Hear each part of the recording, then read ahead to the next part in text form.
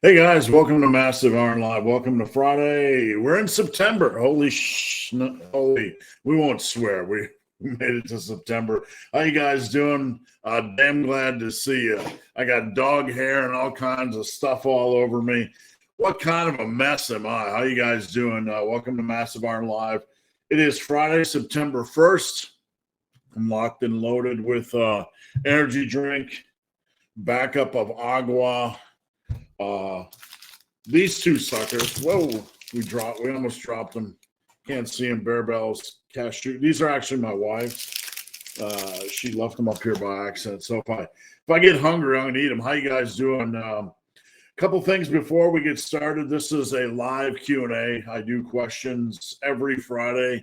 Probably the longest running Q&A in the history of the universe or history of live lifting things. So yeah, that's what I'm saying. I don't know, just making stuff up, but I'm here to answer your questions. So if you're new here, don't be shy. Post up a question. I'll be glad to help. Diet, training, nutrition, supplementation, off topic, whatever your question is, I'm here to help. So don't be shy. Before we get started, just a couple things. YouTube can be pretty funny, so if your question doesn't go through, it's not me ignoring you, it's not me throttling you, it's likely just YouTube being a pain. So try rewording your question. Try rewording your question, shortening your question. You never know what trigger words are going to trigger YouTube. So just keep that in mind. Now, before we start, it's a big 3-day Labor Day weekend. I'm gonna try to get out something this weekend. I've been working on something where I'm taking some of the best programs, some of the best classic programs, and I'm reworking them massive iron style. So I'm not, trying to be. I'm basically taking old programs like Hepburn's. The Steve Reeves program, that sort of thing. I'm reworking them in my style, just to show some people the contrast. Not that my style is better, right? They're effective programs in and of themselves. How would I run them, in the modern world, with the equipment we have, under certain, knowing that some of these programs took forever and we need a little bit better time constraints. What are the flaws? What are the weak points of the program? How do I run them differently? So I'm going to be putting out a PDF. My buddy boy's here. I've been putting out a PDF. I'm going to be putting out a PDF. Hi, bud. You want to come say hi, bud? Oh, come here, buddy. Oh, buddy. I got buddy a year ago today. I love you, buddy. I love you, buddy. I got buddy boy a year ago today. My best friend in the whole world. Anyway, I'm going to be putting out this PDF, and it's going to have 10 classic programs, and I'm going to rework them massive iron style. So just for fun. And I'm thinking about putting out my PDF on natural muscle building potential as a bonus. It's got a lot of good information. I'm going to actually cover that a little bit in this video because I want to actually go over what the natty limit is and show you guys some of the information real quick without boring you to death, right? So what's wrong, buddy? Are you a little bit cold? he just can't be without. He needs all the attention in the world. Before I get into things, guys, a couple of things. If your questions don't go through, please head over to Instagram at Ben the Barman, at Ben the Barman. DM me, and I would be glad to help. I answer every question on Instagram. So please head over there and follow me. I'd be glad to connect with you. I'm not some knob-ass influencer who just follows back one person. If I get a chance to see you guys, I'll follow back. I can't follow Instagram, all the time. But if you send me a question, I usually follow everybody back that sends me a question so I can connect with you guys. And what was I going to say? We're getting into bulking season, and my coaching inquiries have really picked up. I don't really have room, but there are all something's always coming up, so you guys are interested in coaching. You can head over to my website, superlivingtoday.com, and check out the coaching inquiry tab. Been a busy 2 weeks. I onboarded about 6 new people, and that's just the kind of way it goes in September and January. I took on a few extra clients. So, Team Massive Iron, whoops, wrong way. Team Massive Iron. Please check that out if you're tired of social media and all the nonsense and drama and whatever. We run a pretty tight community, so I'd love to have you over there. And if you need some good workout ideas, or my whey or creatine, superlivingtoday.com. So, blah, blah, blah. Enough of the commercial. I'm going to, before we dive into the comments, I am going to go quickly over my PDF on natural potential, because I want to touch on this for 5 or 10 minutes, and I gotta have to set you down, buddy boy. I hope you guys can get some value out of this, because everybody tosses these things around, but a lot of people are tossing this around without actually knowing of the research and of the studies. And I'm gonna touch on this really, really quickly as a topic. Let me just see if I can pull things up here. Just bear with me. I want to see what I can do. Whoops.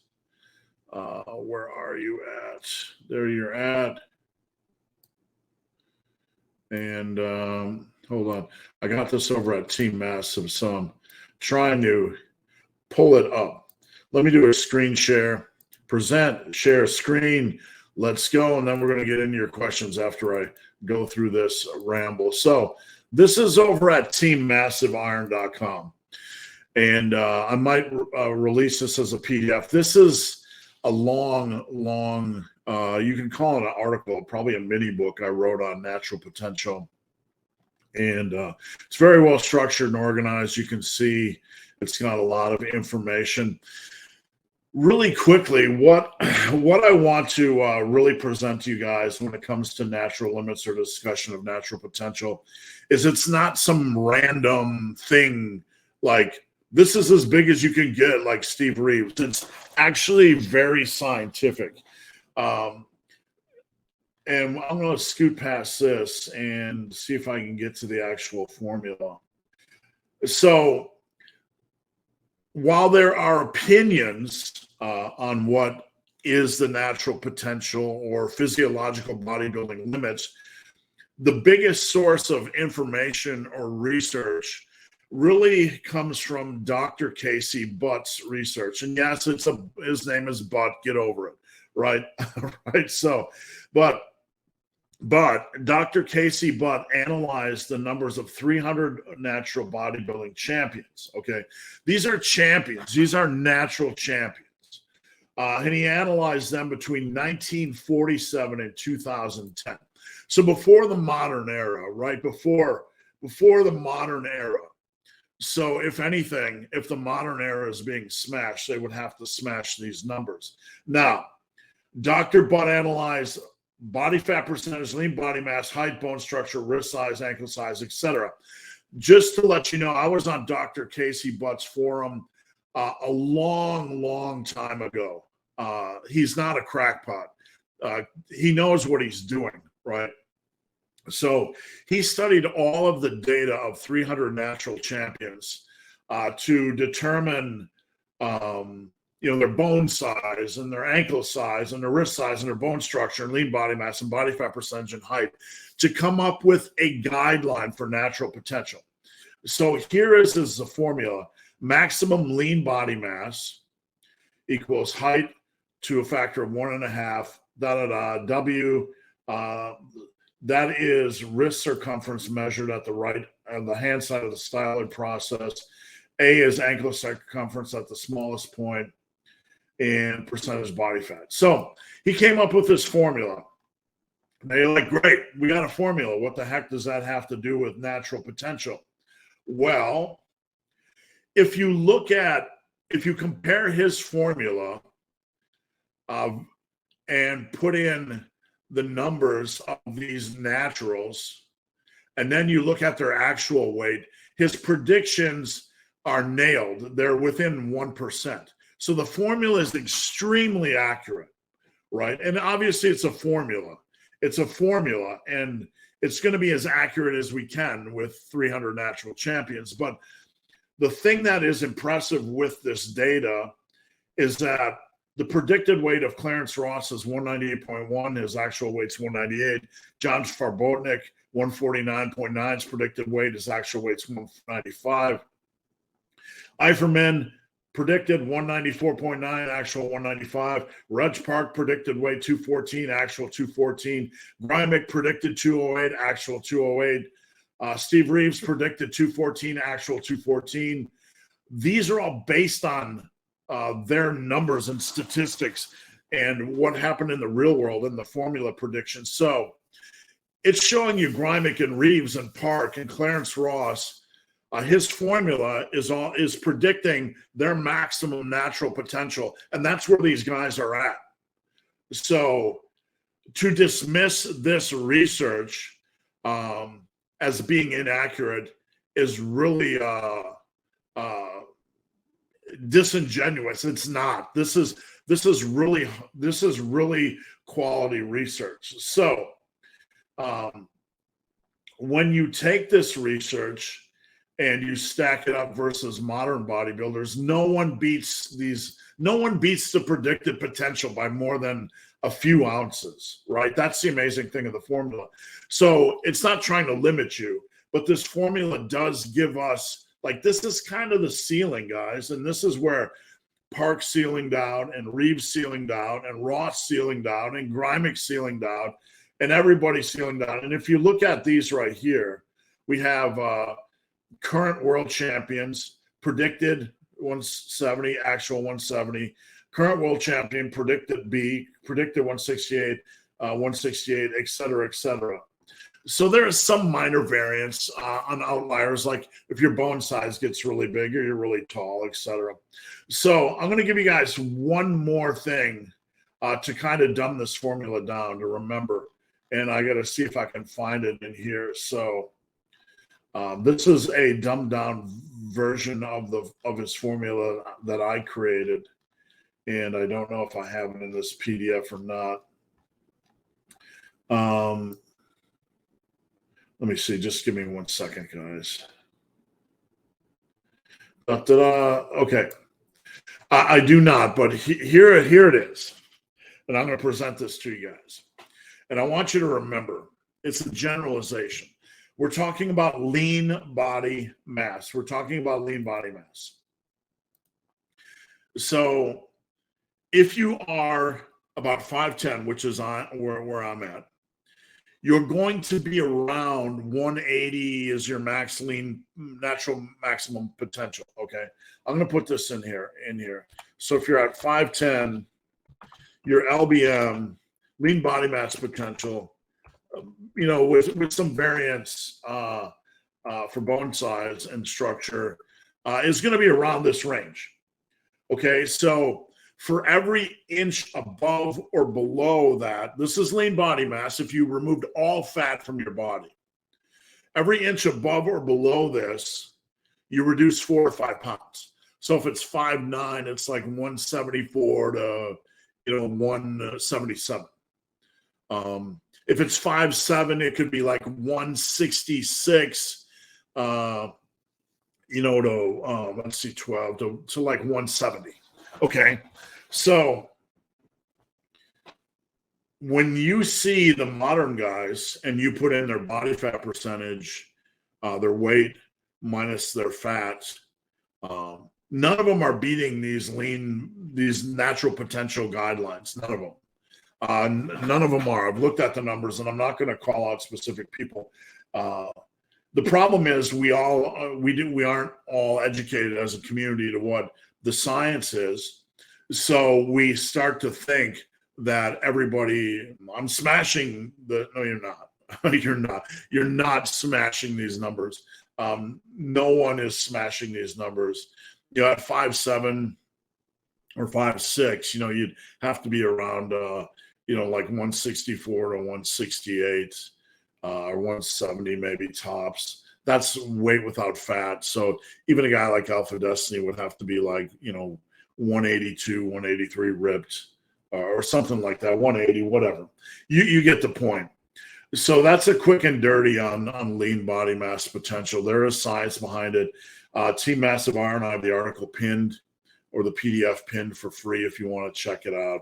Blah, blah, blah. But, when I get on here, and I'm not trying to be Mr. Negative. I'm not. I'm trying to give you guys realistic goals. And I think looking like these guys, like Bald Omni Man, Jeffrey Verity, Schofield, and Alpha Destiny, and whatever, are good goals. And they're elite. But the only thing is we have to be really, really careful when we start saying we're smashing it, because we're not smashing these numbers. We're not bigger than Steve Reeves. We're not bigger than John Grymick. We're not. And that's the numbers speaking, not my opinion. All right, let's get into things. Enough of the spiel.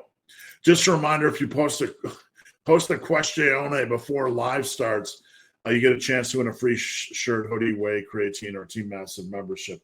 And I'll pick one. Sometimes I'll pick multiples. So just watch.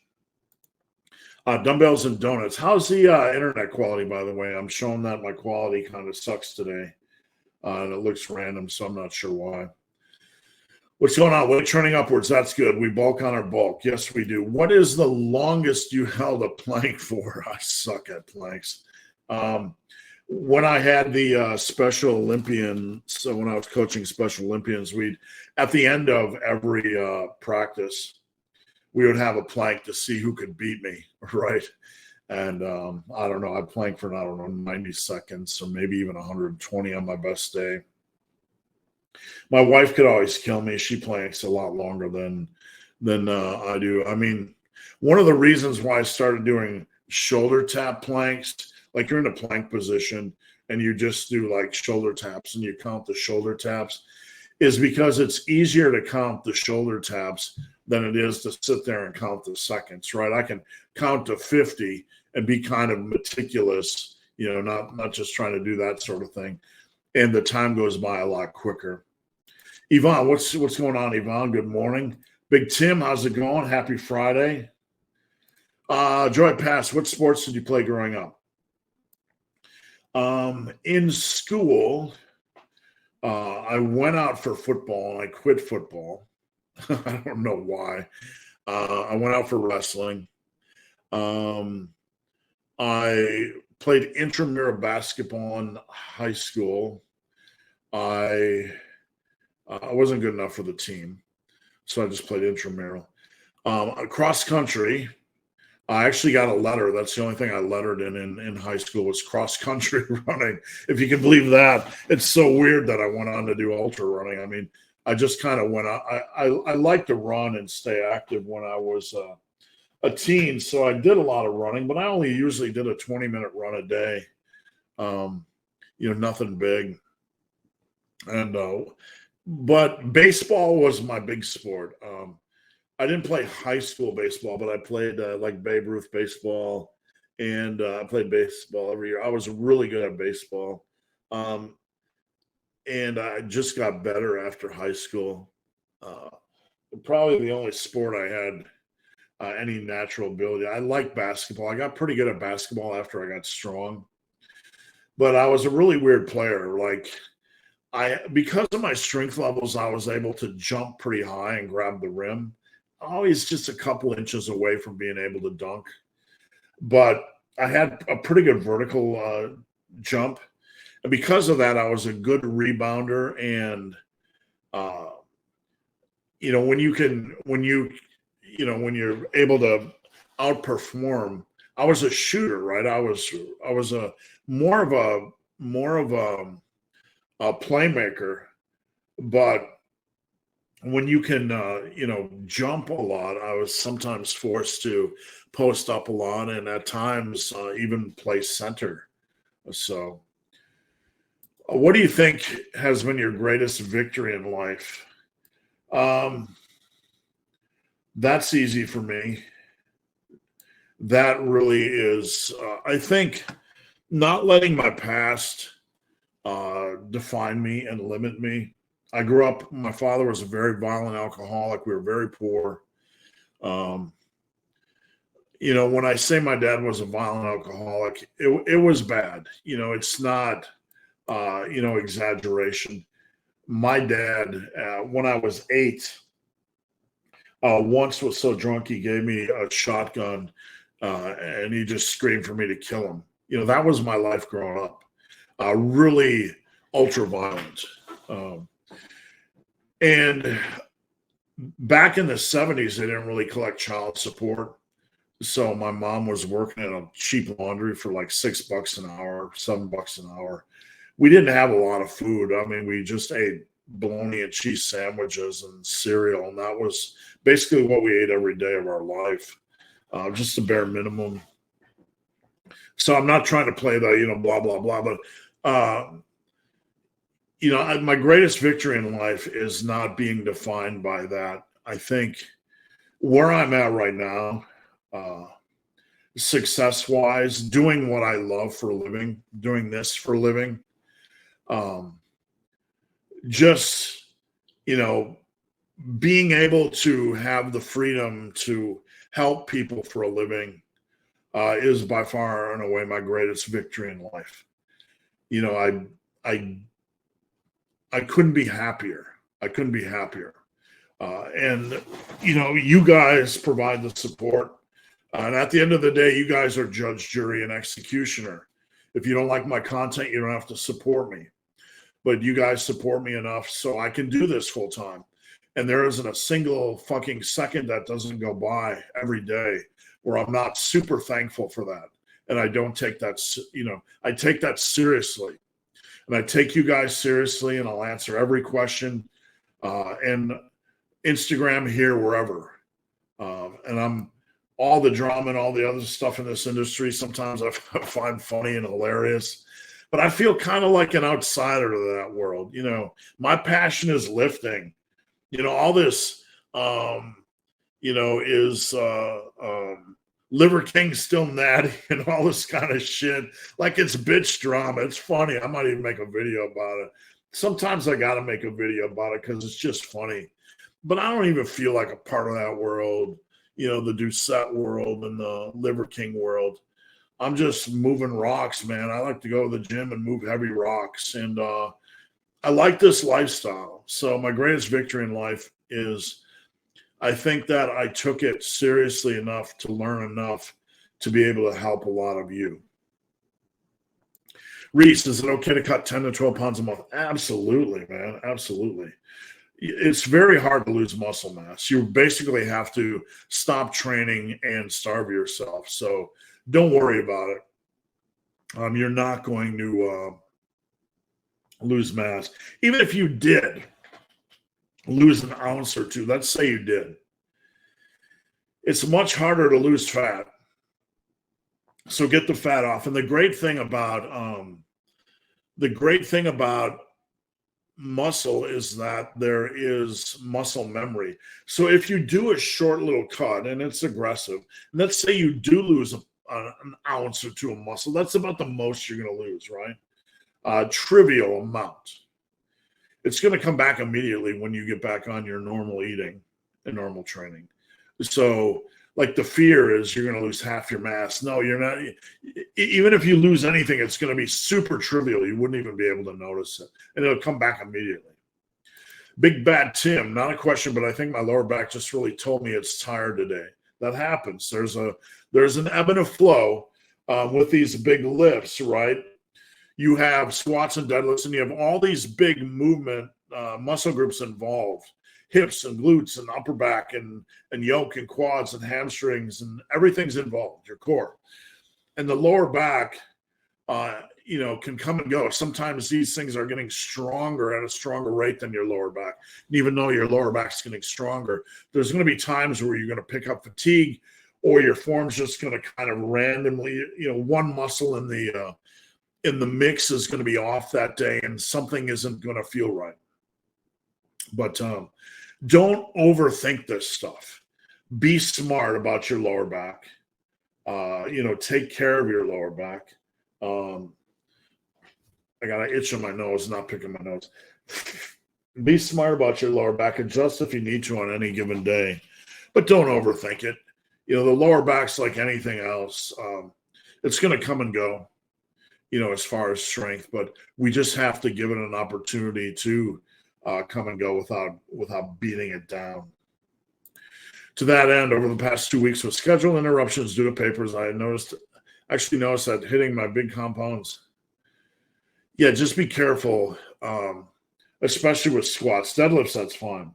Squats, I like to stay tuned into form. You're younger and you recover more quickly. So the connective tissue on squats, I find, is the most troublesome.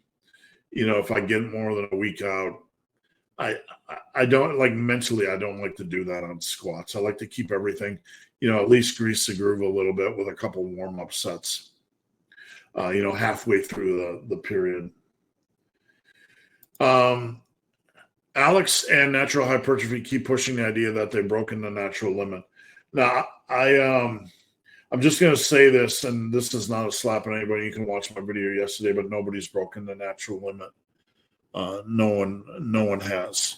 I think the issue here is we aren't looking hard enough at the science, and I'm not trying to pick a fight. I love these guys, right? But I'm just saying, from what I have explained to you guys, and what these numbers are, and what this formula is, and where equatable Steve Reeves and John Grymick and Reg Park are, nobody's beating these guys, right? I don't care who it is, okay? We are not bigger when all things are equated than Steve Reeves or John Grymick or Reg Park. We are not. I mentioned yesterday in my video that strength is a different beast, but muscle-wise, no. No one out there has. And you know, I'm not trying. I don't want to do bitch fights. You know, it's not. I love these guys. I respect these guys, but I want to keep this in the realm of numbers and what the limit is and where we are relative to the limit. Right. So that's where I want to ground things. And I want to stay there and not really talk about people. You want to talk about numbers. You want to give me somebody's height. You want to give me somebody's weight. You want to give me somebody's body fat percentage. Then we can see where they are relative to natural potential. I'm considering transitioning. Got to be careful with that word. It's 2023. We want to clarify what. Just joking. Just humor. For my 4-day-a-week upper posterior to a split. That comes through maybe 5 workouts every 10 days. I don't really like that. I don't like training a body part every 10 days. I'm not a fan. That's starting in the Mike Mentzer world. I'm really not a fan of that, Tim. I'm not at all. I'm just not. You know, I'd rather see you use lower volume and be able to hit every body part at least once every 7 days. There's just not enough real world experience to say that every 10 days is a reasonable method. I want you to stick more with convention. There's no reason to venture outside of that. I know you don't tend to switch. Well, it's not about switching programs. It's, you know, we evolve our programs and sometimes we try new things. A program hopper, a program switcher is somebody who doesn't trust the process, doesn't believe, or thinks they're plateauing every week, or can't stick to anything more than a couple weeks. There's a difference. You can switch programs every 3 to 4 months just for variety. That's fine. Any resources, suggestions for splits you would point? Tim, what? What are you talking about, Tim? Team Massive Iron has like everything on there. Like I am the resource for splits. Tim, you're confusing me. What are you doing, Tim? Tim's on Team Massive Iron. I have a workout PDF section and an article section. And Tim, like all my stuff is over there. So please check that out. And that has, I think I got, if there's a split I don't have on there, let me know. I'll put it on there. How do you adjust nutrition for early morning workouts? I don't want to train fasted, but I don't. Well, some of this has to do with the time you get up and the time you work out. So, early morning workout, I would assume you're out of bed, taking a pee, getting your dressy clothes on, looking sexy, and rolling towards the gym, whether it's a home gym or commercial gym. And I assume there's probably maybe a half an hour of downtime max. So, what the protocol I recommend is in the morning, we're low on water and low on electrolytes. Being low on sodium or salt is probably the biggest. I don't know why my nose itches today. Sorry, I'm not picking it. Maybe I got one of those big old man nose hairs up there. So in the morning, we're low on water and we're low on sodium. And those, like being low on salts, can really impact our energy. So when you get up, it's probably good to pound water straight out of bed. Like this is what, 16 ounces? At least, half of one of these straight out of bed, and then kind of sippy sip. You don't want to go on super mega bloated, right? But I would pound half of one of these and then just sippy sip as you're driving along and, or walking your home gym or whatever you do. You could also put a little sodium in here. You don't want to overdo it. I actually use LMNT, Element. It is something you can put in your water, and you can hit that straight out of bed as well. It tastes good. I have no affiliation with them, but I think it's a good product, and you can hit that straight out of bed. They get your electrolytes, get your water in you. Now, we don't want to go into a workout with a lot of food in our stomach because it's not going to digest. Understand that your body is going to try to utilize blood most efficiently. And when you're working out, it's going to use the blood in the muscles and less in the stomach, probably to a substantial degree. So whatever you enter the gym with in your stomach's probably going to sit in your stomach for the most part while working out. Now, working out, if you tend to sit a little bit and cool down, the digestive processes are probably going to go a little bit, but then you have this constant switching, digestion, workout. Your body's kind of in a confusion mode. I don't think we want that tug of war. So if we are going to do anything, we want to probably have fast digesting carbs straight out of bed. Now, do you have to take like a fast digesting carb powder? I don't know if that's your thing, right? But if you're going to do anything, that's the time to maybe do some simple sugars like a Little Debbie, maybe 200 calories of something with a lot of simple sugars, just to get some glycogen in your system. You can also do, you don't want to do really fibrous fruit, I wouldn't think, because that takes a while to digest. Your body has to digest all the stuff around the carbs. It has to fight for it. It's harder to get. So you really want something that's easier to digest, and that would be probably a simple sugar. But I would probably have that straight out of bed. And then immediately after your workout, probably some protein and some carbs again. I'm a dad. What's your superpower? Morning mass monsters and massive mammals hit a dip PR of a body weight plus 15. You know what?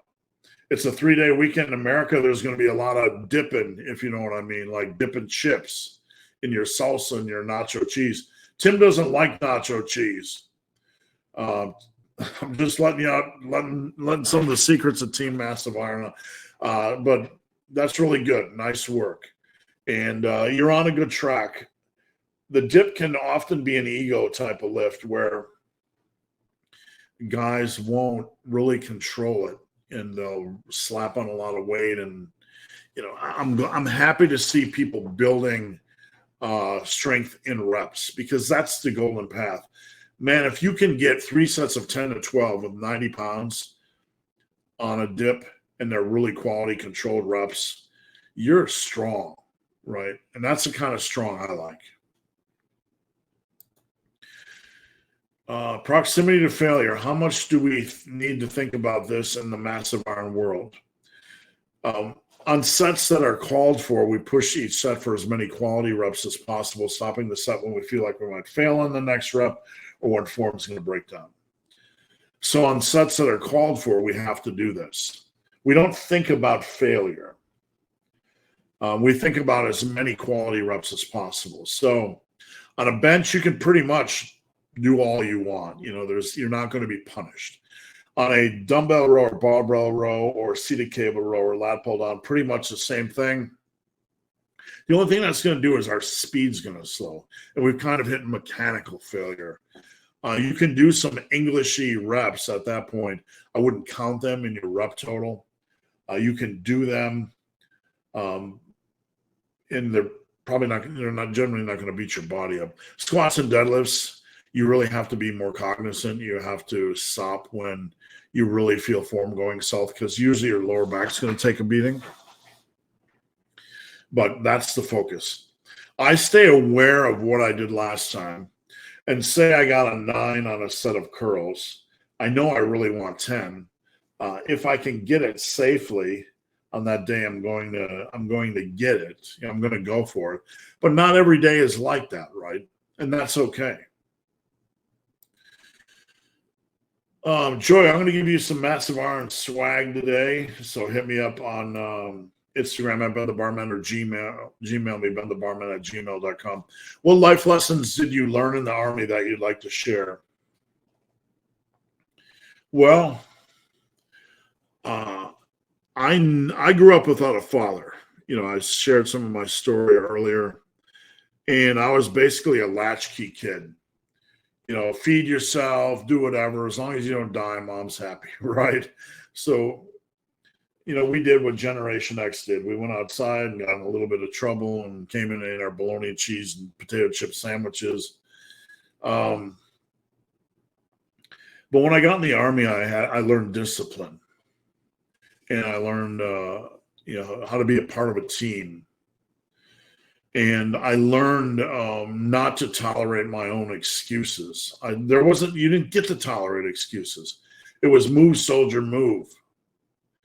Right? I'm not sure what the Army is nowadays, but that's how it was in my day. Move. Pick them up, put them down. Do not give a fuck about your situation. Soldier, move. So I think that's probably the most valuable thing I learned in my life, not to tolerate my own bullshit. I learned that I'm capable of driving forward, and I don't have to tolerate my own bullshit. I was driving home listening to a Joe Rogan podcast yesterday, which I don't do often, but I happened to catch it yesterday, and he was talking about Jocko Willink. And Joe was talking about a video where Jocko says, good. If something bad in your life happens, good. This is an opportunity for me to provide a solution that's going to make me a stronger person. I want to see if I can play that video for you guys. So hold on. I want to play that for you, because this is an important mindset. And this is probably going to get me banned. It's probably going to get this video demonetized. I don't give 8 fucks about the $20 or whatever these things do or whatever. I'm not into that. I don't really care. But I want to play this video for you guys. Just watch it. Let me get past the commercials. I don't want to, like coming back, being resilient, coming back stronger. Coming back bigger. Failure is a big part of success, right?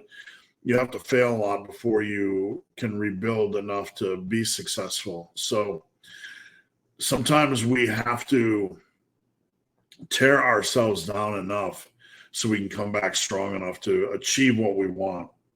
That's one of the beautiful things about muscle building. You miss that lift today, good. Let's see you come back stronger next week. Let's see you come back stronger, more determined.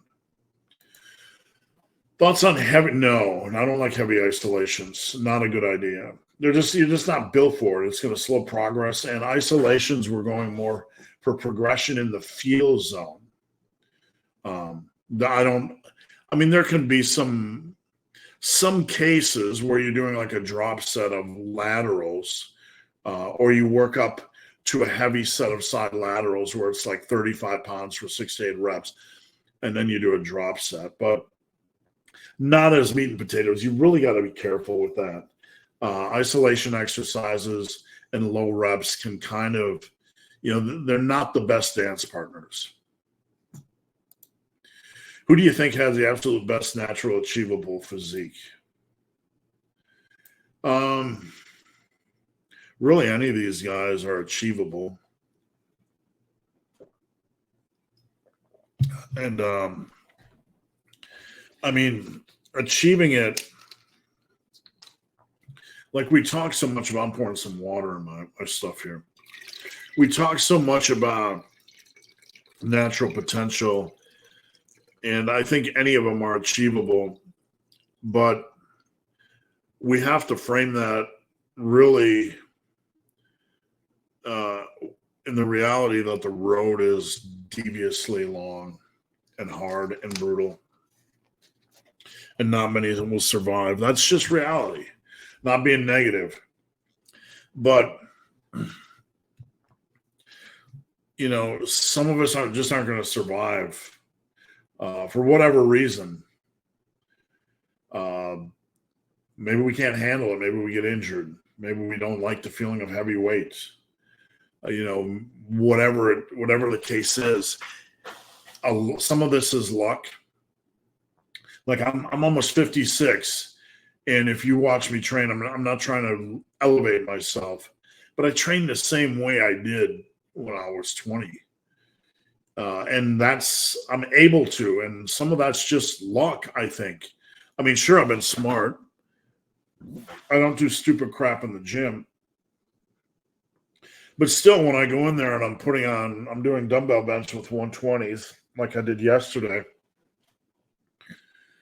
I'm still, there's going to be one day where I'm like 62 and something's going to snap up, right? It's just the law of the jungle. You can't be the apex predator forever, and some of us, we get bit earlier than others. So, natural, whether you can get there or you can get 90% or 80%, the road's still going to be brutally hard. It's brutally hard. And if you're not currently feeling the road is brutally hard, you're probably not even on the road, right? When I give my clients a program, I don't tell them this, but if there's not a degree of this is hard, then we're probably not on the right path. Not a circus act. We don't want to punish you and beat you up, but there has to be a degree of, when you step into the gym, like, okay, I'm entering battle, right? Focus, game face. It's time to get it on. And some people don't like that feeling. Some people don't thrive in it. They think it's too hard, or they're going to look for an easier way. And that's the cancer of muscle building. There has to be you have to be able to go into the gym 3 or 4 times a week and throw fists. You need to be in there and ready, engaging in warfare. And again, I'm not talking about circus acts and ego lifting and things that are going to endanger you, but you got to get under heavy weight, and you got to move it and push it and warm up properly and attack.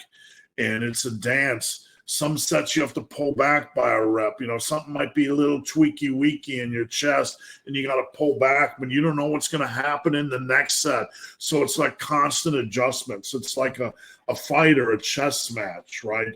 But you don't, you have to be smart and you have to be savvy, but you have to be savage. And people often ask me, one of the core pillars of Massive Iron is evolving training based on needs. You can't teach that shit. It just happens when you're in battle. Like set number one, the chest is off, and I got to adjust on chest number two. And what do? You can't assume you just adjust on the fly, but you got to be smart and you got to be safe. And the goal is to not just survive the fight, but to be able to continue to survive the fight day in and day out for 10 years. Do you think taking a cyclical bait? No. I mean, do I have some of my clients on some 5-week, 3-week cyclical approaches? The real strong guys, but it's a very it's guys that are pretty strong already, and we're looking to like squeeze out 1 or 2 reps out of every cycle to slowly bring up a stubborn lift. So for the average individual, my reaction was no, because for the average individual, this is just way overthinking. Changing percentages every week. It requires a long-term mindset, and it requires a lot of discipline, and it's a program you're going to have to stick out for a long period of time. And it's really not necessary. It's not necessary for 99% of us out there. So can it be beneficial? Well,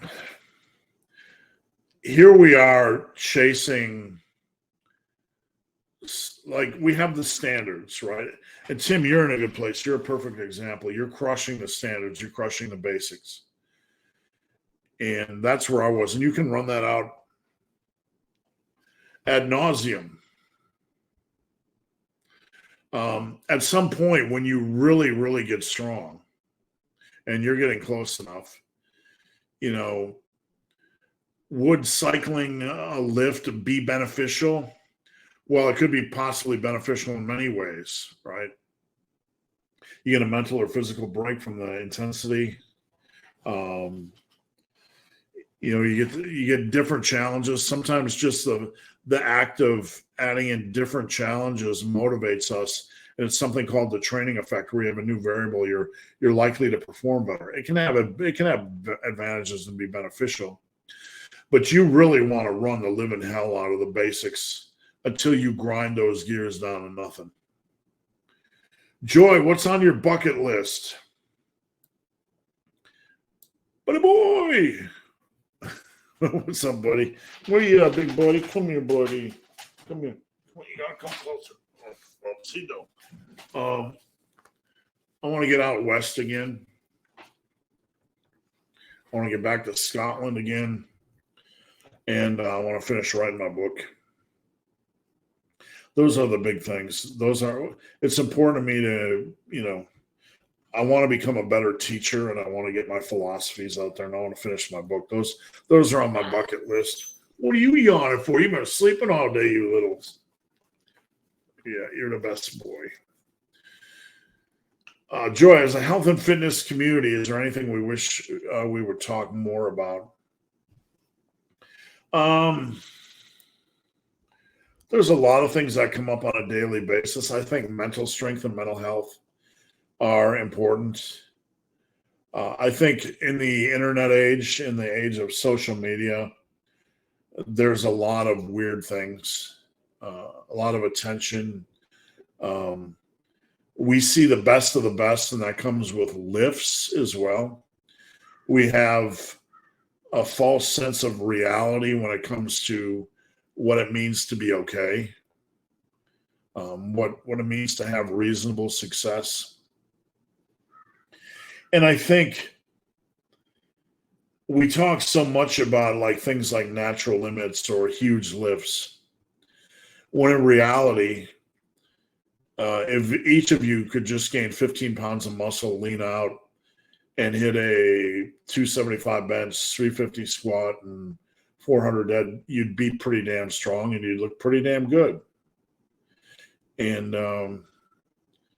there's nothing wrong with that. That's considered mediocre by so many in this industry, or by some influencer standards. And I think that's a shame. Um, I think a lot of the things we need to discuss are being discussed, but they're the minority. Like, we get so caught up in chasing specific diets. And the reality is, if we would just focus on animal and plant-based for the most part, we'd be fine.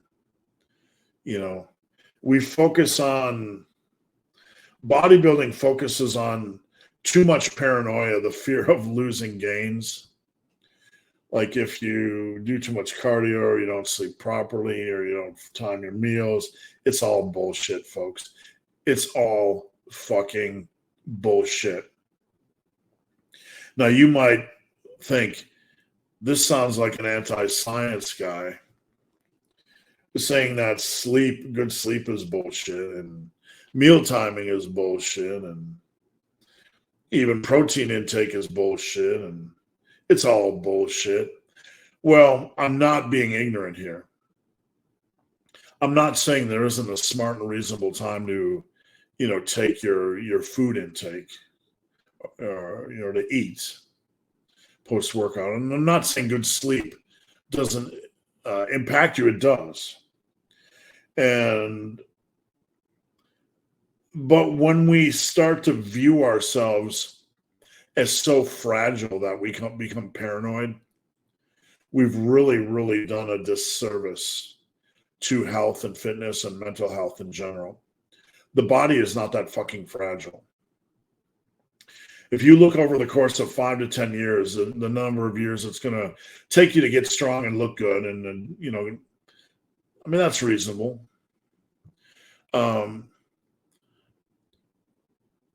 A lot of things are going to happen. You're not going to have shitty sleep every day. Cardio is certainly not going to limit your gains. The key thing here is that if you train hard, progressively overload, train hard, and nail your consistency and nail your calories, you're going to grow. Sleep might be inconsistent. Meal timing might be inconsistent. Stress might be inconsistent. All these things are going to come and go.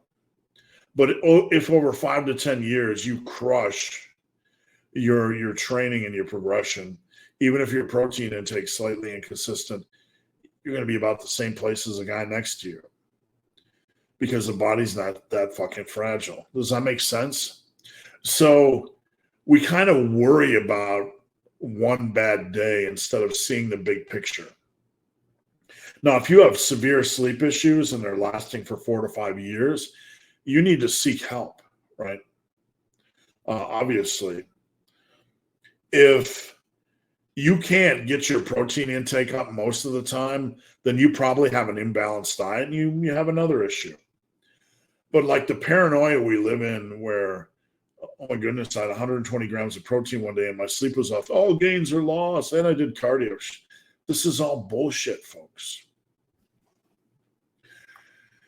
Stein, what's going on? Happy Friday, Stein. Thanks for tuning in. Steel Rat, happy Friday. Appreciate you guys joining in. Big Tim, been doing a banana about 45 hours before workouts. It should be fine. If you don't feel off, that's fine. A banana, half a banana, that's what I used to recommend if somebody didn't want to take simple sugars. It's reasonable to get something in your body. Could you talk a bit about conventional versus sumos, pros, cons, and differences? Now, the deadlift is a unicorn lift, and this is something I mentioned because if I say it's a back-heavy lift, people assume it's a back lift and not a quad lift and not a this lift and not a that lift. It's an everything lift, but it really, really stresses the back and traps. Sumo or conventional because of the tension placed on the upper back and yoke. It's a huge stressor. Now, they are two different lifts as far as setup. In a sumo, you want to get as upright as possible, right?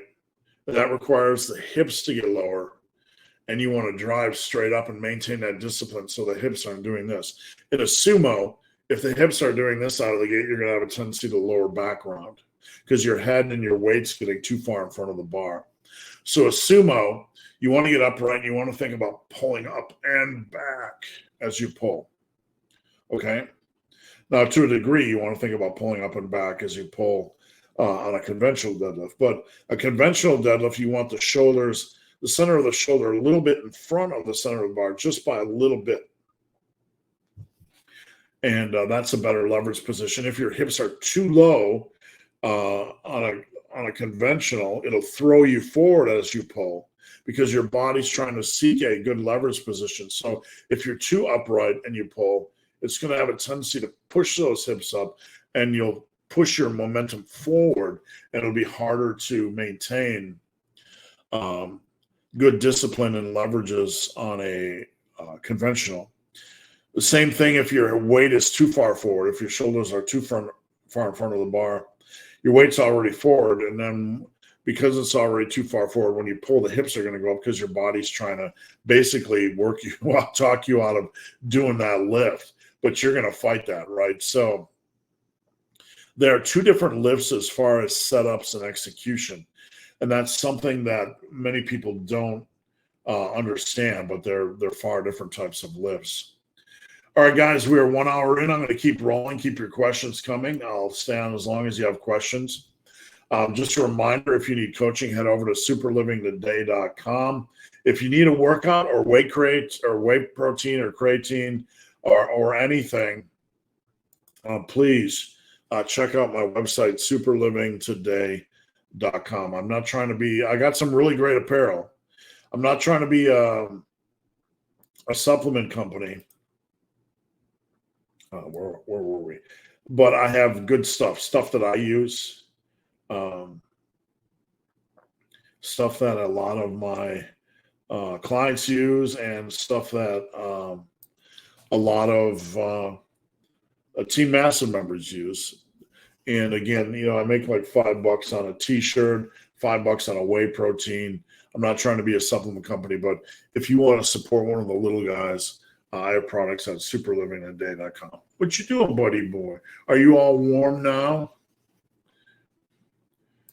Do you think 6 to 8 reps might be reasonable range? Yeah, on the low end. I'd still do some volume, maybe a couple back off sets with a little bit lighter.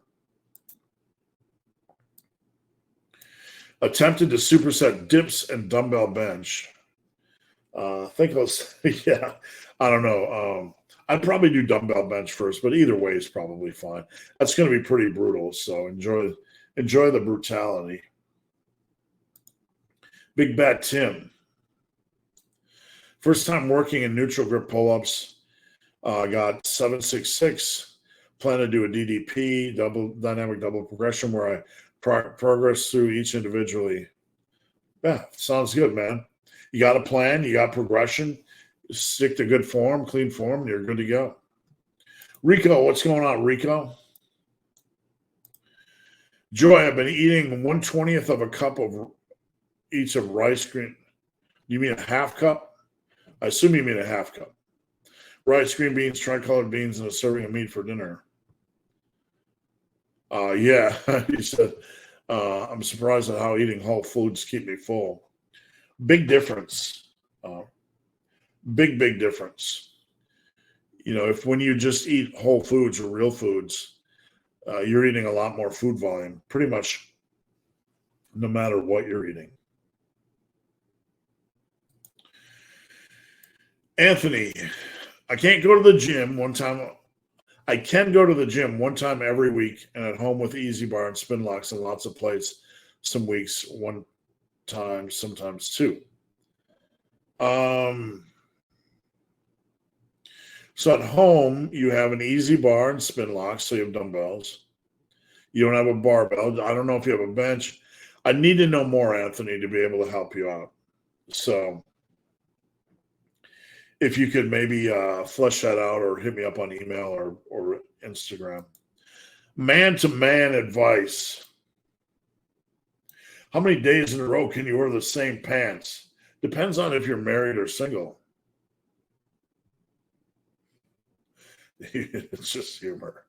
Um, wow, you know, there are some times where I wear the same jeans like, I don't know, 3 or 4 days. You know, if you have to get to the point where you're unsure and you have to do the sniff test on the butt, if I'm just sitting here in the cool working, I might just wear the same jeans during the day and then go work out and shower. But I'm never going to risk skanky ass being around my wife. So, whatever you do, you need to have a backup locked and loaded. And when you're going to go out and be with your significant other, you better have a clean ass, right? You better have a clean ass. That's my biggest concern. Like a clean ass is the most important thing. You better clean that nasty ass, right? So you don't have that funk, because ain't nobody want to smell your ass funk in the gym, out in public. So if you maintain that good, maintain that clean booty hole, then everything else is going to fall into place. I'm now able to do a 5x15 hanging leg raise with good form. So hanging leg raise would be a progression from hanging knee raise. I think the progression from there is trying to do the same with bringing your knees towards your face or bringing your toes towards your face. Does that make sense? Kind of bringing it up more. I believe that would be a progression. If anybody else has any other ideas, just drop them in. I'm constantly fighting overthinking and perfectionism. Would appreciate some sort of motivational rant. You're being a bitch, for starters. You're being a bitch. You're not trusting the process. This is very common. You are seeking magic rather than trusting hard work. Like the program I put you on is going to take you to glory. It takes everybody to glory if they work it. But if you doubt it, it's going to take you to Shitsville. You doubt your training, you're fucked. Excuse my language, what he called for a rant, but you doubt your training, you're fucked. You doubt your partner, you're fucked. You doubt your job, you're fucked. Right? You need to be all in until you aren't all in. I mean, at some point we have to mature, and I'm just being honest with you. Like these people that go to their jobs and they bitch about my coworkers, my boss. I got news for you guys. You're not the boss, and they're human beings, and they're going to be fucking dipshits, right? And if you expect people not to be dipshits, you're a bigger dipshit than the dipshits, right? So get the fuck over it. And we're talking about jobs. What does this have to do with lifting? We'll circle back. You want a rant? I'm going to give you a rant. If you are at a job and Susie next to you isn't doing this and your boss isn't doing that, and you're like, ugh, right? It's okay, buddy. You're a bigger dipshit than they are because you're expecting human beings not to be dipshits.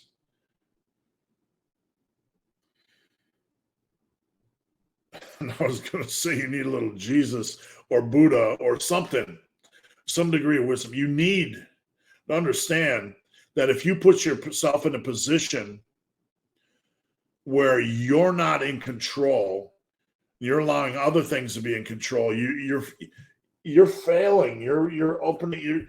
You're mentally weak. You're opening the door to mental weakness, training, work, whatever. Opening the door, right? Opening the door and lifting, not doubting, not worrying about your hard work, not trusting in your hard work. You have one job when you go to work. You have one job when you go to the gym. That's to keep your nose to the motherfucking grindstone and to do what the program says. You waste time and worry about what your coworkers are doing, what they're eating for lunch, or that they pick their nose or take a 20-minute dump. You're wasting your mental strength and energy when you could be focusing that on being the best fucking thing you can be at your job. You go to the gym and you start to doubt, maybe there's other exercises that are better than this one, right? You're wasting your time. You're wasting what you're doing. It's the same shit. Overthinking, you have to come to the understanding that processing and evolving is a good thing. Wanting better is a good thing. But if you are constantly overthinking, you're in the failure zone, right?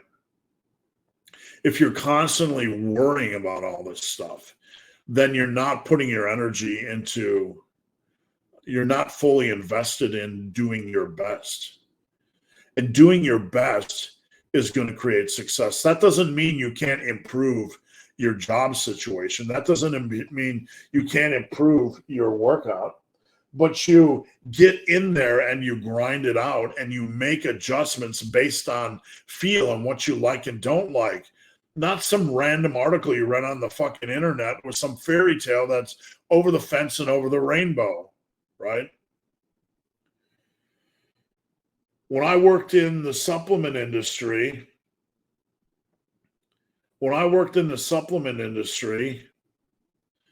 did I like everything about the supplement industry? Fuck no. I almost lost my voice. Fuck no. Did I run around like a bitch saying, I don't believe they're selling this supplement? Fuck no. What I did do was my job, right? I went in and I gave you guys articles on the best workouts and information I could, and I never bent. I was a professional. Lifting, we have to be professionals.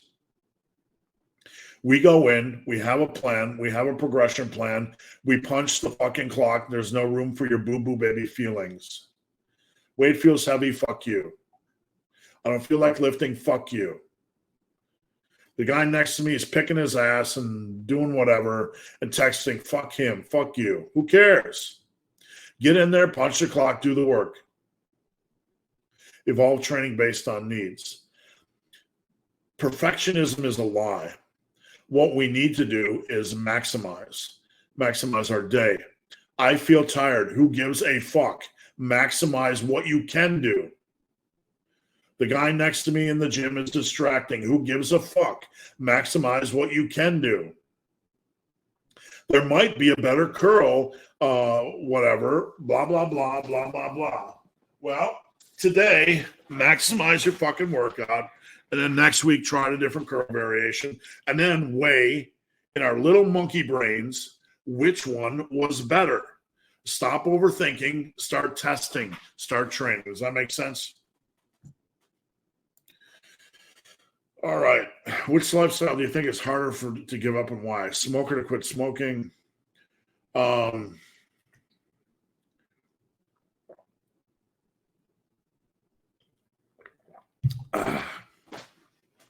That's a damn good question. I know smoking is extremely hard to give up. I know it is. I'm not making excuses. Let's see if I can adjust my camera. I'm never making excuses, but as a coach, I can tell you it's hard for people to change. It really, really is. Like if somebody comes to me and they're obese and they're not willing to exercise, they got like a 0% chance of success. Literally a zero. Folks that don't see the value of physical exercise have like a 0% chance. Like it's so trivial. It's ridiculous. I had somebody come to me last week, a referral from a client. And he's way overweight. I don't know. Into the 300s. Who cares at that point, right? It's just a highway to casket either way, just being real. And he texts me and he says, I don't like to exercise. And I'm like, this guy's fucked. This guy's fucked. Yeah, if you don't see the value in exercise, I've never seen anybody be successful at sustaining weight loss that doesn't see the value of movement in some form. They're just walking every morning. They're just hand in hand. So, I think a smoker knows that's bad. I would say smokers, mostly when they mature, they desperately want to quit, and it's more of a struggling with the habit. Where I think being obese is more of a comfort zone. And I'm not judging, because comfort is hard to find in life. Let's be real. It's hard to find security and comfort and where you can just take a deep breath, right? And just have pleasure and not pain. Life can be very, very painful. And yes, smoking can provide some relaxation to individuals, but I think food can have a greater impact. It's more immediate, So I think it's harder to lose weight, especially if somebody doesn't want to exercise. Anthony, if you compare 1 year of lifting as a late beginner versus in terms of mass, how much difference in percentages between 2 and 3 days? Lifting twice in 3 days, I don't think it's much at all. I think if you're training hard, maybe 20%, I don't know. This is all theoretical. But the point is, the bigger picture in all of this is I don't like to play fantasy games. This is just all mental masturbation, and it's useless. It's useless. How much more mass am I going to build if I train 2 days per week for 3? It's all mental masturbation. Here's what we all need to focus on. I'm going to give everything I can. Every week of my life, I'm going to maximize within all my capabilities and facilities. If you do this over the course of 5 to 10 years, you're going to have a lot of mass and a lot of strength. No one plays theoretical games. Honestly, the people playing theoretical games are the people that aren't gaining. I'm just being real here. We need to stop worrying about this shit. We need to be obsessed with hard training. If you took me as a beginner, if I took 10 of you as a beginner, and I got 1 year to maximize muscle mass and only 2 workouts, we are going to get it done. We are going to get it done. Because it is here, right, that powers progress. It is the heart and the head, the passion.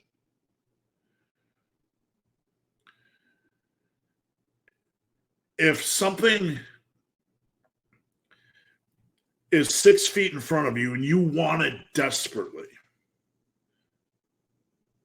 and I put up a 20-foot wall between you and that thing, and you have a year to get it, you're going to find a way to get through that cinder block wall, even if it's smashing your skull in the same spot every day for a year.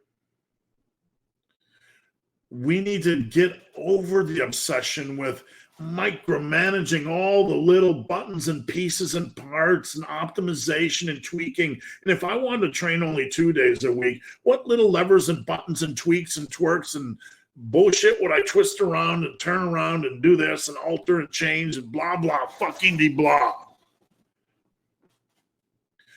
We need to get our heads out of that, our fucking asses, and understand it is about passion and hard work over a long period of time.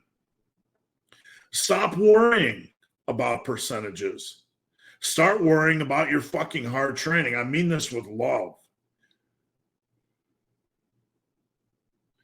A man, a woman, a being, a sentient being, whatever you happen to be, should be more concerned about their passion and their hard work. All good things flow from that. You do not hear entrepreneurs going, I only have 2 days a week to dedicate to my side business versus 3. What's the percentage difference of gains that I'm going to potentially make? No. Be a force of nature. Maximize what you can and trust in the long run. It's going to take you to the same damn place. Do you guys think, I almost clicked the next question. Do you guys think that if you train hard 2 days a week, like hard, like just ripping it up with passion and everything you can safely, that after 365 days, you're not going to see really good progress? If you give me 2 days a week to train, I'm going to wring everything out of it I can. And when you are wringing everything out of it you can, and you compare yourself to the 364 other jokers in the gym that are doing bullshit and bouncy reps off their chest and front raises and not seeing jack shit for results, where are you going to be after a year?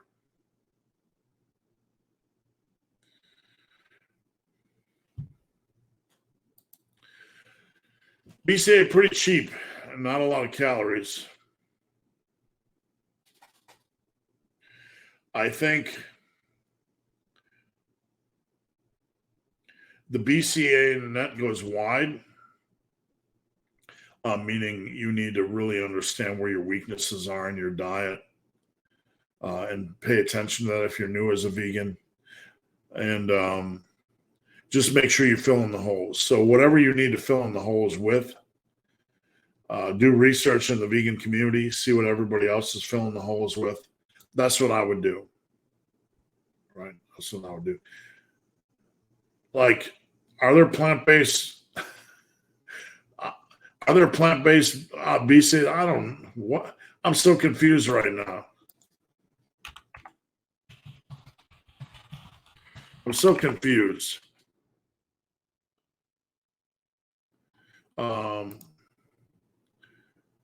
BCAs can come from both plant and animal based.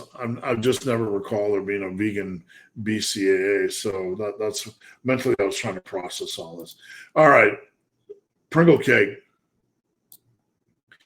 If you went to the gym away from your routine for a fun workout, what would be your 5 go-to exercises? That wouldn't be fun for me. I'm just being real. My idea of fun is I'm usually doing the same exercises. I mean, if my idea of fun is doing a different protocol, like I might do a bulldozer protocol on bench. Or last 2 weeks I did how many sets of 20s can I get on bench? I failed to get it on the second set with 225. My idea of fun isn't changing exercises, it's changing strategies. Joy, what, was are your top 5 sources of carbohydrates, and what would you recommend to someone when they are dieting? Trying to lose fat? When you're trying to lose fat, the key is number one, you want to focus on lean proteins as much as possible. That'll push your food volume up and allow you to eat more calories. Lean proteins, it's not that fat is evil, but when you're trying to diet, by eating more lean proteins, it just spares you more animal fat, and you can spend that on more carbotrons and other things. So you want to raise your protein to about 40%, 35 to 40% of your calories during a diet. So you're gonna have to rely on lean proteins. You probably want to pull your fats down to 20%, and then you're gonna have to fill in the gaps with a lot of uh, plant-based products that aren't plant-based choices that are not super calorie dense as a base. Strawberries and spinach and jalapeno peppers and onions and green peppers and bok choy and whatever your thing is. And from there, when I go to carbohydrates, it's a complex carbohydrates. It's okay to have a little like oatmeal or rice or taters or quinoa or whatever you want. But that's the basics of nutrition. When you're dieting, your top 5 carb sources are basically anything that provides food volume that you like when we talk about veggies. Now, fruit and veggies, when we talk about eating fruit and veggies, we tend to immediately go to broccoli or cauliflower or carrots or things we don't particularly care for. I want you guys to change that mindset. When we are thinking about plant-based choices, think about things you like. What do I like? Onions, jalapeno peppers, tomatoes. I like berry blend, like strawberries and blueberries and blackberries. Um, I like fun plant-based foods, things that are fun for me. What are fun for you? You don't have to eat a lot of broccoli, right? You can take your meat and your rice, and you can toss in jalapeno peppers and onions and whatever really you want, sliced green pepper. You can really get fun with it, right? So that's an important thing. I keep the complex carbs simple when dieting. Big Jonathan, would it be okay to run the Big Small in 1 week as a 4-day program? I don't know that I would do the Big Small. I think every other day would be okay. That would probably be the minimum that I would recommend. I don't like deadlifting more than once a week, so you might want to alternate it for the deadlift every other session. Big Bob Fish, I'm sure I've heard you say before you don't like to do any bicep involved work the day before deadlifts. That's true. We do not want to do biceps work the day before back work, pulling work, or deadlifts. Does this apply if I were to do stiff leg deadlifts the day after chins and cable rows? Not generally. It's mostly the biceps you don't do before pull work, meaning back work, because you don't want to do barbell rows or seated cable rows or pull-ups with fatigued biceps. I don't really want them before deadlifts either, but not a lot of people are rolling their biceps on stiff leg deadlifts. If your biceps are sore, you probably don't want to do an RDL or stiff leg deadlift. So just be smart. Jonathan, any news on the new app? Yes.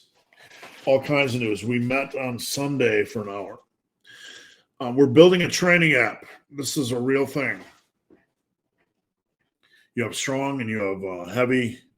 We're building a competitor there that we are working on making it the best workout tracker, and we're adding in tracking and reports and analytics, and we're going to have the ability to have pre-built workouts from other coaches, all kinds of things, tools, things. The basic features, we're looking at for free, just like tracking a workout. And then there's going to be tons of advanced features, like reports, like you have the ability to buy somebody else. Like we're not going to let every Tom, Dick, and Harry put workouts on there. So we're going to allow, somebody that's reputable to maybe put workouts in the store. We want social things, features, like a Facebook feed where you can follow your friends and follow their workouts and follow their pictures, like an Instagram-y feed. But this isn't going to be bot driven, right? You're going to be paying like $9.99 a month, And then you can follow people you want to follow, right? Friends, gym members, and the reports are going to be really, really rich. So you'll be able to see, like, how is my bench performance when I run cable tricep extensions as an assistance exercise versus JM press? How's my bench performance when I'm bulking at 2 pounds per month as opposed to 0, right? We're going to take all the data from all the lifters, and you'll be able to analyze that in any way you want. Now, their data is, we're not going to assign names with their data. This is just cumulative data, like what's the average bench press progression for 50-year-olds per year? What's the average bench press progression for 40-year-olds per year, right? We're going to have endless rich analytics, every way to slice and dice whatever you want. People that run this program see this average rate of increase in bench press. People that run this bench press program see this rate of average, right? This can all be based on what you guys are doing in the gym. So these are all bonus features. I don't know what it's going to be, $9.99 a month, $12.99 a month, whatever it's going to be. We want to stay really competitive. We're not trying to be the biggest app. We're just trying to be the most badass. Give you guys stuff you want, because the problem with all these lifting apps is they're too broad. We don't want to be broad. We don't want to be my fitness friend, right? We want to cater to strength and muscle building, people that care about strength and muscle building and progress and numbers and progression. And but we also want to have the social community, but we also want to have the coach, for you to have the ability to sign on with a coach in the app. Okay. So you can sign on with a coach, and then the coach can coach you in the app on desktop, on computer, or on the app. So that coach can then assign you a workout, right? And you can determine whether you want your stuff to be private, public, whatever. It's your app. But the coach can then coach you in the app, and just like all the other coaching apps. So that's going to be a side aspect to this. Where, like I said, reputable coaches will also have a coaching store where you can buy, just like a movie on Amazon. I'm going to buy their program for $9.99 or whatever it is, whatever they want to sell it for. Free market, right? You can buy it, you can run it. And maybe running it comes with access to be able to ask, questions in a group or whatever. Coaches will have that flexibility. So there's going to be a lot of good possibilities, but what we want to do is nail the in-gym workout tracker first. If that's not solid, then nothing else matters. So that's where we're focused right now. And that's where our energy has been right now. And we spent an hour last week on the phone talking about it. We should have a functional beta available by the end of the year. When we do, we're probably going to open it up to Team Massive members first, just as a private closed test. And then we'll get everybody's feedback, what they like, what they don't like, what do we want changed. And then from there, we're probably going to do something where maybe we're discussing, it's not carved in stone yet. Maybe 100 people, the first 100 people to pay $49.99, get all features for life, and they get the beta test it, and they get to be involved with the beta. So what we're looking at there is like bringing in some initial cash just to get it, just to cover everything, to get it in the store, to give our startup costs, etc. And then from there, we're not gonna. I don't want to turn this into like an app where we have so many features that it's we're just chasing features. I want this to all be about lifting and workouts and tracking and analytics and community. You know what I'm saying? So that's really going to be the wheelhouse. We're looking at having really something ready by the end of the year, and it's moving along quite nicely. We are looking at bringing in a second programmer, and we're doing this all for nothing right now, just out of the love of the game. So I can't make any promises, but right now, if you ask me how exciting and good does this look, it's like, hey, as of today, this is going to happen, and we're going to make it a good thing. What do you consider more important, nutrition in the few hours before an intense workout, or it's the bigger picture? I mean, you have to have consistency is more important. So, like after the gym, there's benefits to eating. Start the recovery process. Your body's hungry. Get to it. Before the gym, it's more consistency. Are you feeling okay? I would be consistent. I don't want your insulin spiking all over the place or your electrolytes all over the place or whatever. We have to be consistent, whatever that happens to be. You don't want to train fasted for 3 days and then on 2 donuts for a day. It's better to be consistent. Does that make sense? Harut, happy Friday, Harut. And Brendan, Gatorade, first day without coffee. Will I survive? The likelihood is 100%. Well, 99.9999%. Will you enjoy it? Likelihood 0. So, all right, let me get a drink and we'll keep moving on.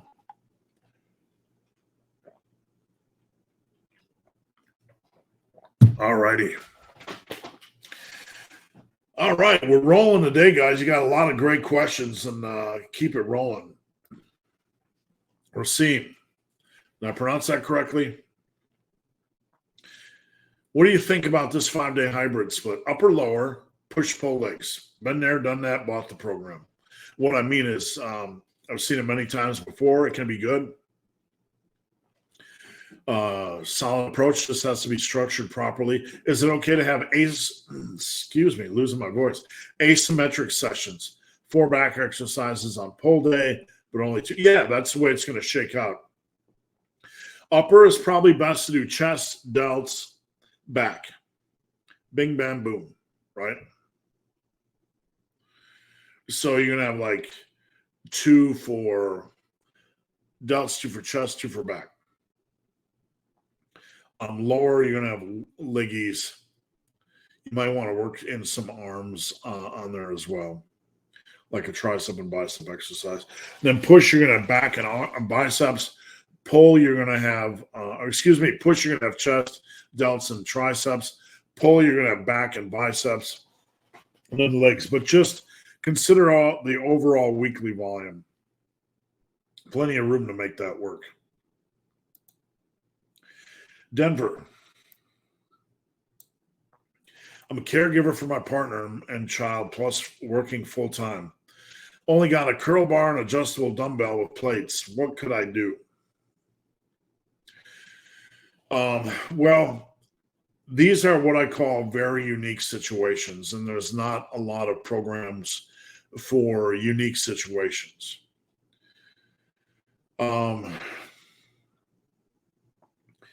Adjustable dumbbells, there's a lot you can do from a pulling and pushing standpoint. Lat focused dumbbell rows and pullovers and overhead presses and dumbbell bench presses, and you can do dips, and you can do inverted rows, and you can do pull-ups, and you can do push-ups, and you can do body weight stuff, and you can do supersets with them, and you can do rest pause with this, and you can obviously get in plenty of arm work. So we got a lot of stuff we can do with the upper body. Lower body is going to be more challenging. You obviously have lunges and Bulgarian split squats, and you could load a little bit with your dumbbells, maybe even working supersets. But, I think there's a lot you can do. It's not optimal, but again, we're living in a world where we're trying to maximize what we can do. Um, so it's hard for me, just in like 2 minutes to cover and build a complete program. But that's honestly the sort of thing that you would benefit from having somebody design a program. I'm not begging for people to do custom workouts, but if you need a custom workout and it's worth the money and you have the money, it's worthwhile. But there's a lot you can do with dumbbells. So, Joy, Neo, how's it going, Neo? Good to see you. Roger, in theory, knowing it's not actually healthy, when a natural eats like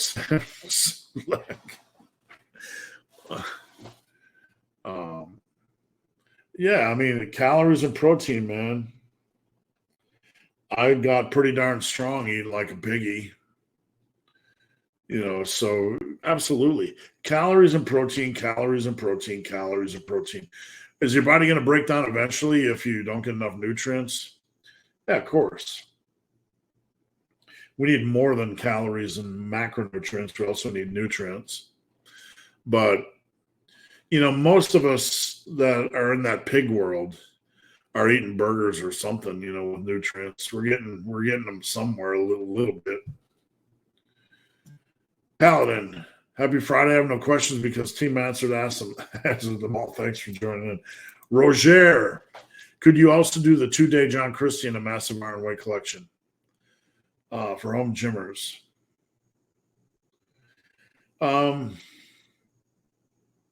I have a John Christie. Let's see. Massive iron. Let's see if I can find the video. I think I have one up. I've done so much. I have a one you can buy.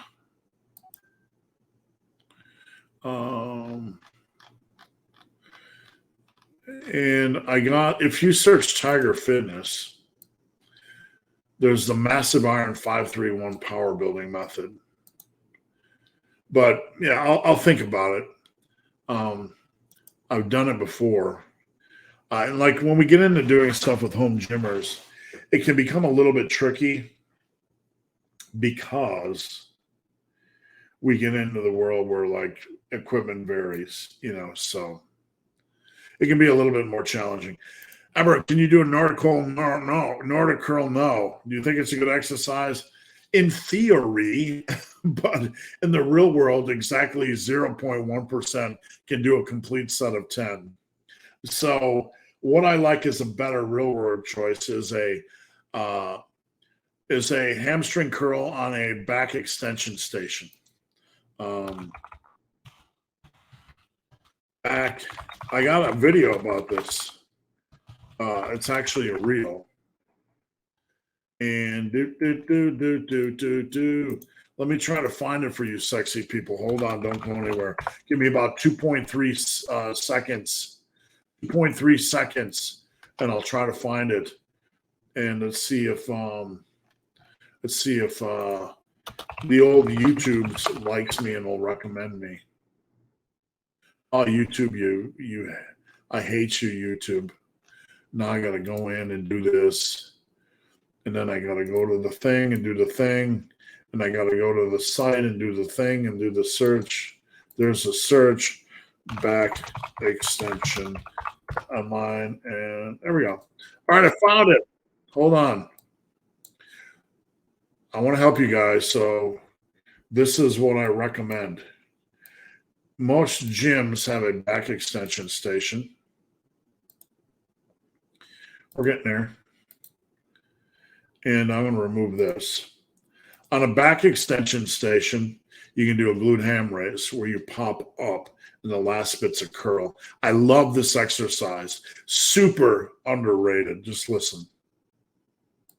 All right, if you're looking for a quality way to work your hamstrings and you need some other choices other than leg curls and Romanian deadlifts, look for the back extension station in your gym. You can do a glute ham raise on a back extension station.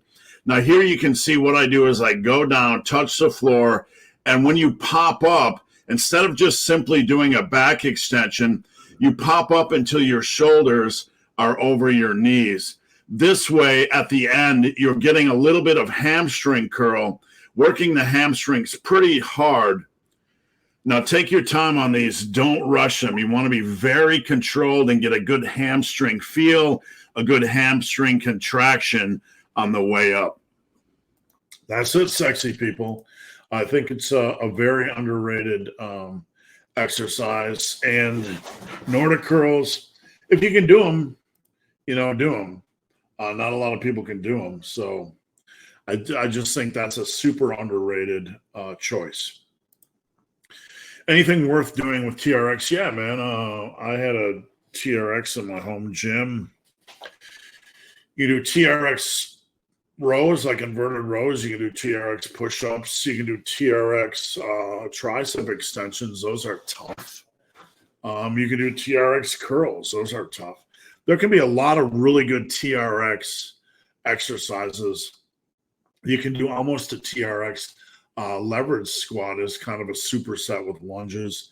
Yeah, there's some good choices out there. And for the price you pay for like a door unit, it's relatively inexpensive for the exercise variety you get. And that to me makes it a super good value. Albert, out of 10 guys, how many will reach close 0? It's just, I don't know, you go to a gym, a commercial gym, I see a lot of guys, in my new gym that are doing pretty good, but it's 80% maybe 1 in 20, 1 in 30 lift. I don't know. It's hard to judge. There's a lot of guys close, that have built a lot of good mass. What is the worst experience you've had at a commercial gym? I can't say that I've had a lot of bad experiences. There have been some that have been like Bruce Banner, you wouldn't like me when I'm angry, right?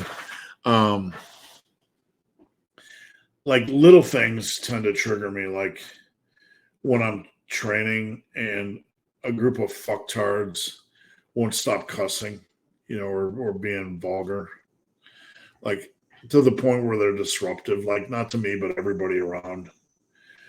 And, I have to kind of put away my white knight a little bit, right? I just don't like being disrupted when I'm working out. There was a guy that at a Gold's Gym in Mason, Ohio, that would rap, listen to his earphones, and would rap the whole fucking hour. And I really just wanted to dismantle him. But I just started training at a different time. It's mostly stuff like that. After 3 weeks, how long do you monitor weight on a bulk before adjusting? Well, you should be pretty dialed in after 3 weeks. At that point, when the trend is a little bit low or a little bit high, you make micro adjustments, when they make sense.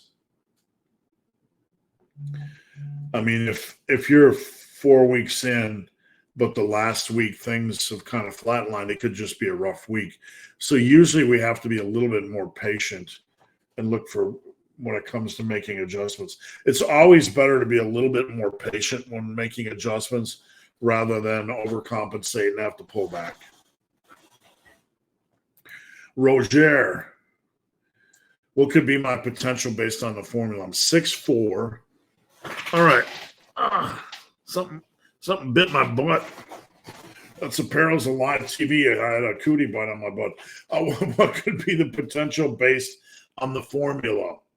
So 5'10", your lean body mass is going to be around here. So for every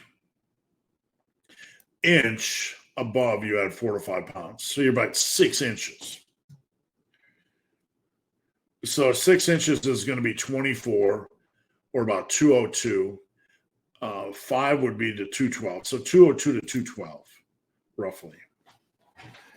Probably about 205, 208. So that's going to be your lean body mass. And then, you add in fat. If it was 205, it'd be about 242. Ishy. Does that help? Siamese Dolphins Productions. Everyone's favorite Siamese Dolphins Productions company. Say you bulked for a period of 1 to 3 years and decided to cut. How much muscle would you end up losing? Why are you cutting for that long, dude?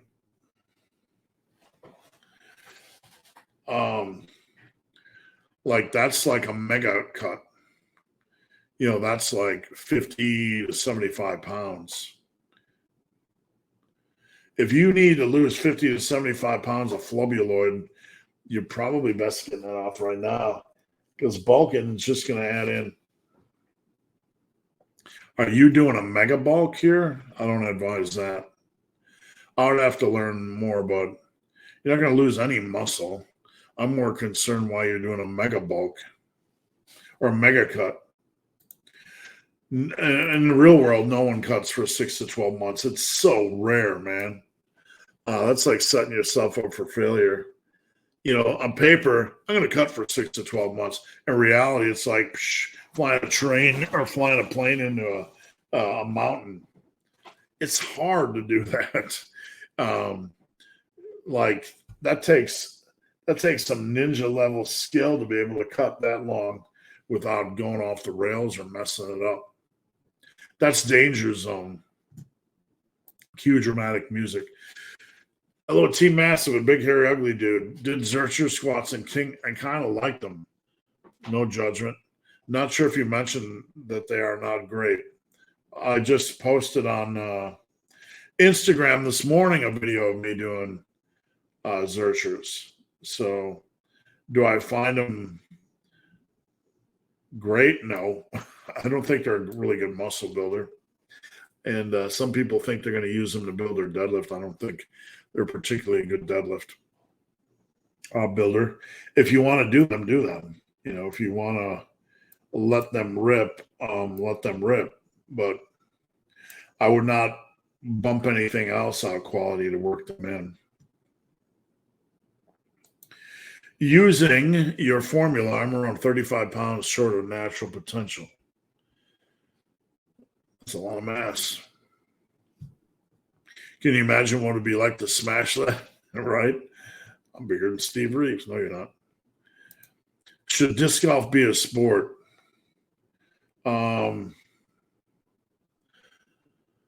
I've played it before. I don't mind it. It is a sport, isn't it? They have leagues, professional leagues, world championships. I'm sure they do. I had to take a week-long break because I got stitches in my fingers. Been there. During the pandemic, I set down a beer bottle heavier than I thought. Don't you judge. And it cut me, so I've been there. Is the leg press hard on the lower back? It can be. If so, is a compact lead sling? It can be. Like some of the horizontal presses, the leg presses, it's hard to get in there from the starting point, right? Or the starting point's not deep enough. It really depends on the machine. The leg press can be hard on the lower back, but it really depends on the specific type of leg press and how it's feeling, for you as an individual. Single arm dumbbell rows and T-bar rows, good combination. Yeah. If you're handling it well, really good one. Regarding coaching, do you have any preference when it comes to um I mean, if somebody is, let me put it this way. When somebody comes to me and they're already track calories and they're uh, shown a history of being able to do a cutting diet, um, and they track their workouts and they have pretty good form, it's exciting because we can get on to the good stuff. We already got, we don't have to see the value in consistent calories. We're already there. We don't have to see the value in working on squat form. We're already there. So while everybody's at a different place, and I have no issues with that, but in coaching, sometimes a lot of your coaching is just trying to get people up to speed so they can see good results. Does that make sense? Probably 25% of clients I have to push to get workout reports, and that's just pretty much the nature of life, really. I hate the leg press. Yeah, loading up all the weight is definitely tedious. You think they could build one where you wouldn't have to do that?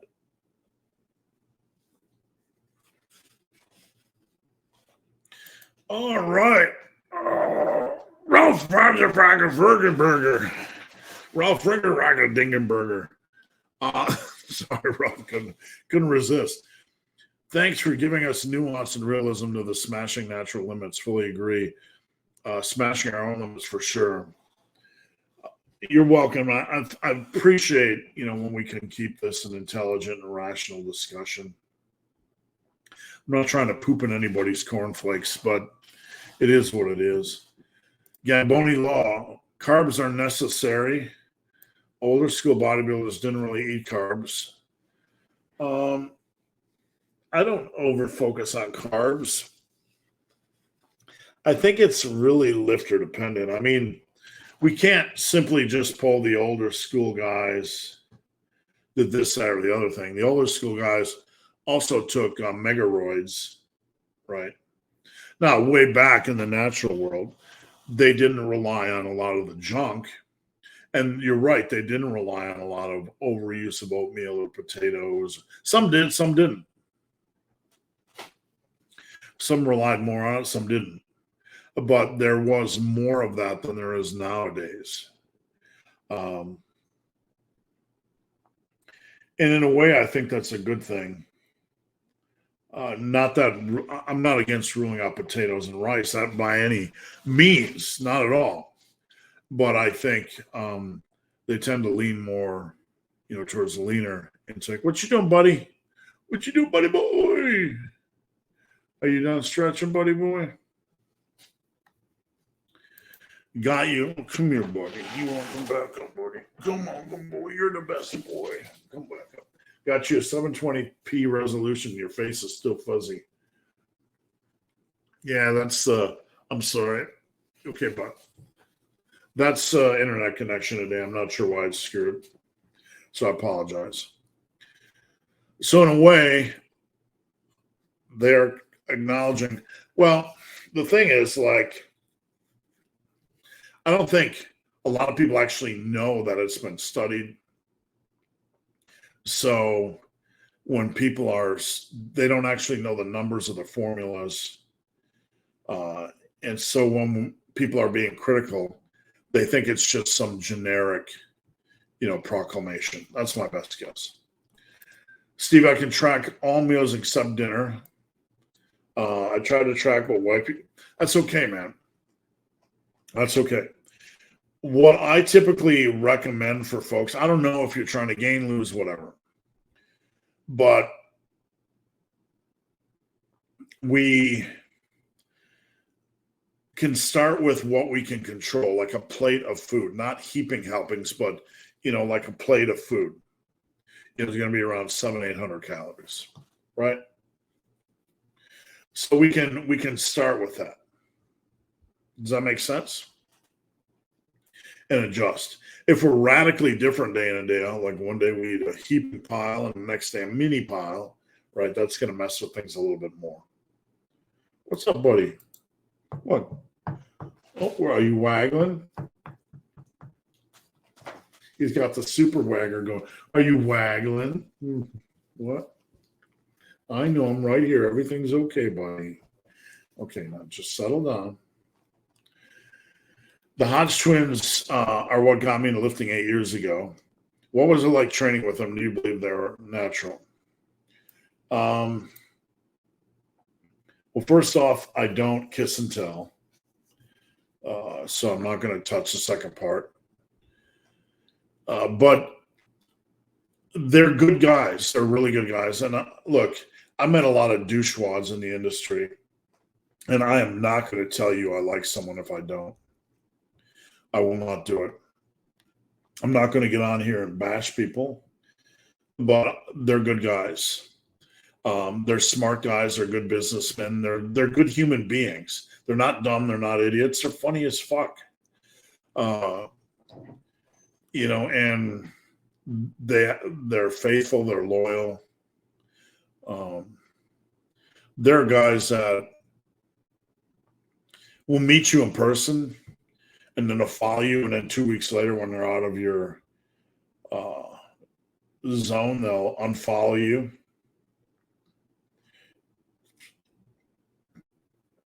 These guys still follow me. They're good people. And, I can't say enough about how much I respect them. They train as hard as anybody. To be fair, the time I trained with them, we were doing a premiere for a TV show, and there was like 50 other people in the room. So the workout was pretty chaotic. Anthony, do you think those shoe attachments will work to do? They look good. On Team Massive, I don't know that we have anybody that's run them, for an extended period of time. So I'm sure they can. I mean, any tool can be good. On the leg curl, I kind of wonder about wobble a little bit, but I'm sure you'll get used to that.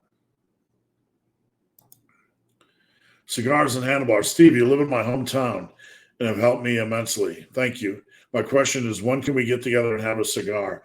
What I'm going to do is, once my home gym is done in my new house, we're going to be far more social. Where I lived previously,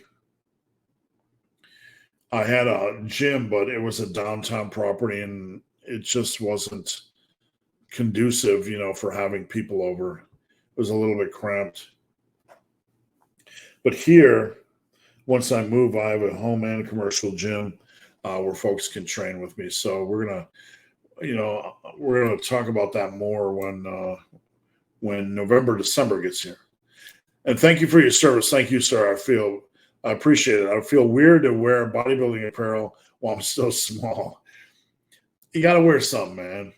Wear the stuff that motivates you and screw everybody else. You know what I'm saying? Come get you some massive iron gear. It's a +1, guaranteed +1 any lift. Can we do a massive iron t-shirt with a Trump mugshot? Nah, man. I mean, his mugshot is hilarious, regardless of where you fall on the political spectrum. I don't associate with any political party, so. But I don't do politics, because, like, in my world, if I mention Biden, if I laugh at Biden tripping, everyone's like, he's a Republican. And if I, mention Trump, he's a Republican. Like, I don't want anybody to get into that stuff, because I hate that. So that's just the way it is. Like, we can't laugh at one person without the other side thinking we're against them, and so on and so forth. I think all politicians can go fuck themselves. Do you think it's possible, well, most all of them, to achieve 315 bench without a specific? Well, there are going to be rare cases where you have somebody that's just a monster. But no, you need structure. Structure is essential. Unless you're just a random freak, structure is essential. It facilitates success. Thoughts on supersets? I think rest pause is a better way to save time. But supersets could work. For isolation lifts, yeah. Once the meat and potatoes is done, yeah, that could work. What you doing? Oh. Big John Paul, you waggly.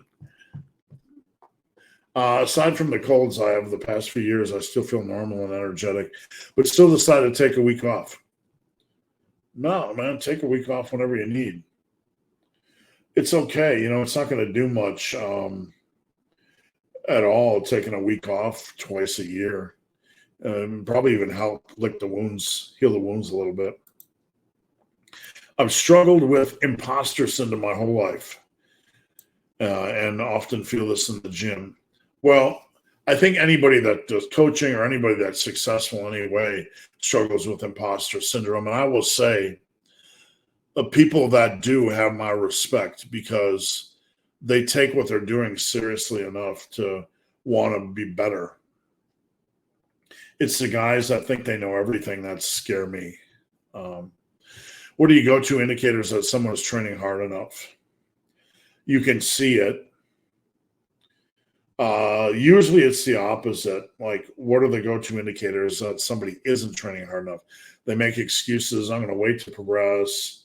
Or when I see their workout reports, there's no plus ones, on the last sets. But they assure me that they pushed every set for max reps. I'm not being snarky, but if you have 3 or 4 workouts at the same rep range and you're a beginner and you're saying you're pushing at least one set for max safe reps, you're not. What do we got? For form reviews, you said it looked like Olympic lift style. What are we talking about? I sent you a deadlift video. You said it looked like an Olympic style lift. A deadlift video? Where did I send it to you, Aberrant? Where was that? Mention it real quick and I'll bring it up. Pop it in. I get so many form videos. I'm trying to understand why I would say it. A deadlift would look like an Olympic style lift. So if you pop in it, I'll take a look. I can't recall where it was at. Hector, I have terrible mobility. I've been stretching for months now. I'm not a mobility expert, and I'm not trying to be dismissive, but that's not my lane. I'm not a mobility king. I would need to know more, and then maybe I can help point you in the right direction. Eric, I want to thank you for your energy you put in. I want to say that we are all here and know the value. Also appreciate you answering without being condescending. Thank you. I appreciate that. I always find it offensive to a degree when new people come along and when they act like we've heard those questions a million times before. I'm here to help.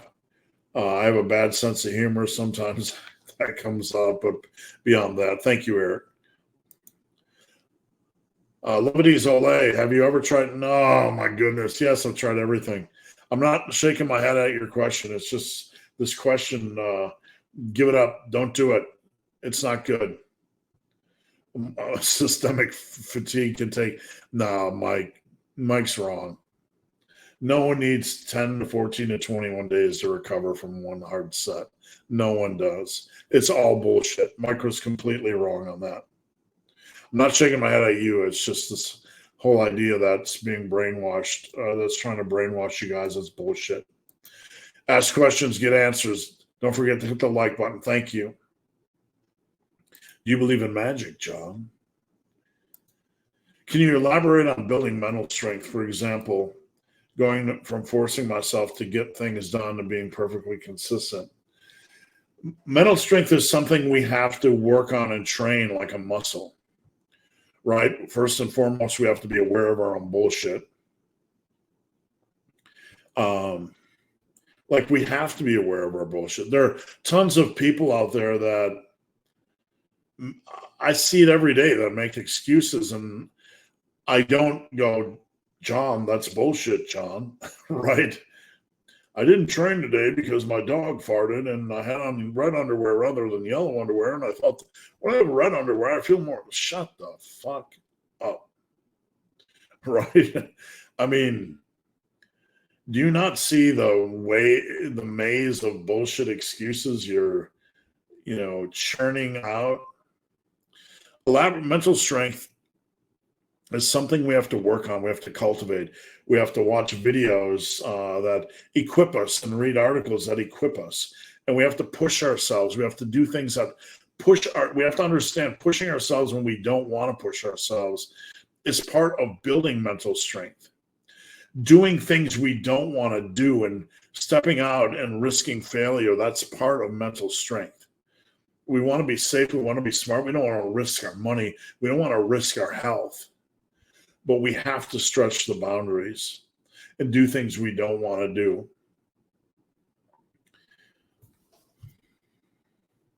Anthony, what about Massive Iron Prison Workout ebook? I'll pass on that, but I know what you're saying. AC, been a while. Thanks for joining in. Appreciate it. Lucas, what's wrong, buddy? What's wrong, buddy? Oh, you're a silly boy. Maybe I'll tickle your little ear. Are you a silly boy? You're just getting to lounge around with daddy today and be a lazy boy? If you've been lifting for 4 to 5 years but have skipped what? You're skipping leg day. Everyone ring the bell of shame. Have you, most of that period, can you? Yeah, I mean, if you're not working one muscle group and you work it, you're going to have a rapid increase. Absolutely. Aurelio, are you still selling your supplements? I do not have vegan. I have it available, but I would have to find time to make get the label set up. Let me see what I can do this weekend. What is a good protocol for squatting 2 times a week? Well, usually you want to do a little bit of variety for mental sake. I mean, you could do 3s both times. What I like to do as a base is maybe do 3s, and then the second day, 3 sets of 6, maybe pause squats. Peter, I did that 380 workout for the last 2 years, about 15 workouts a month. I'm no more diabetes, not yet done.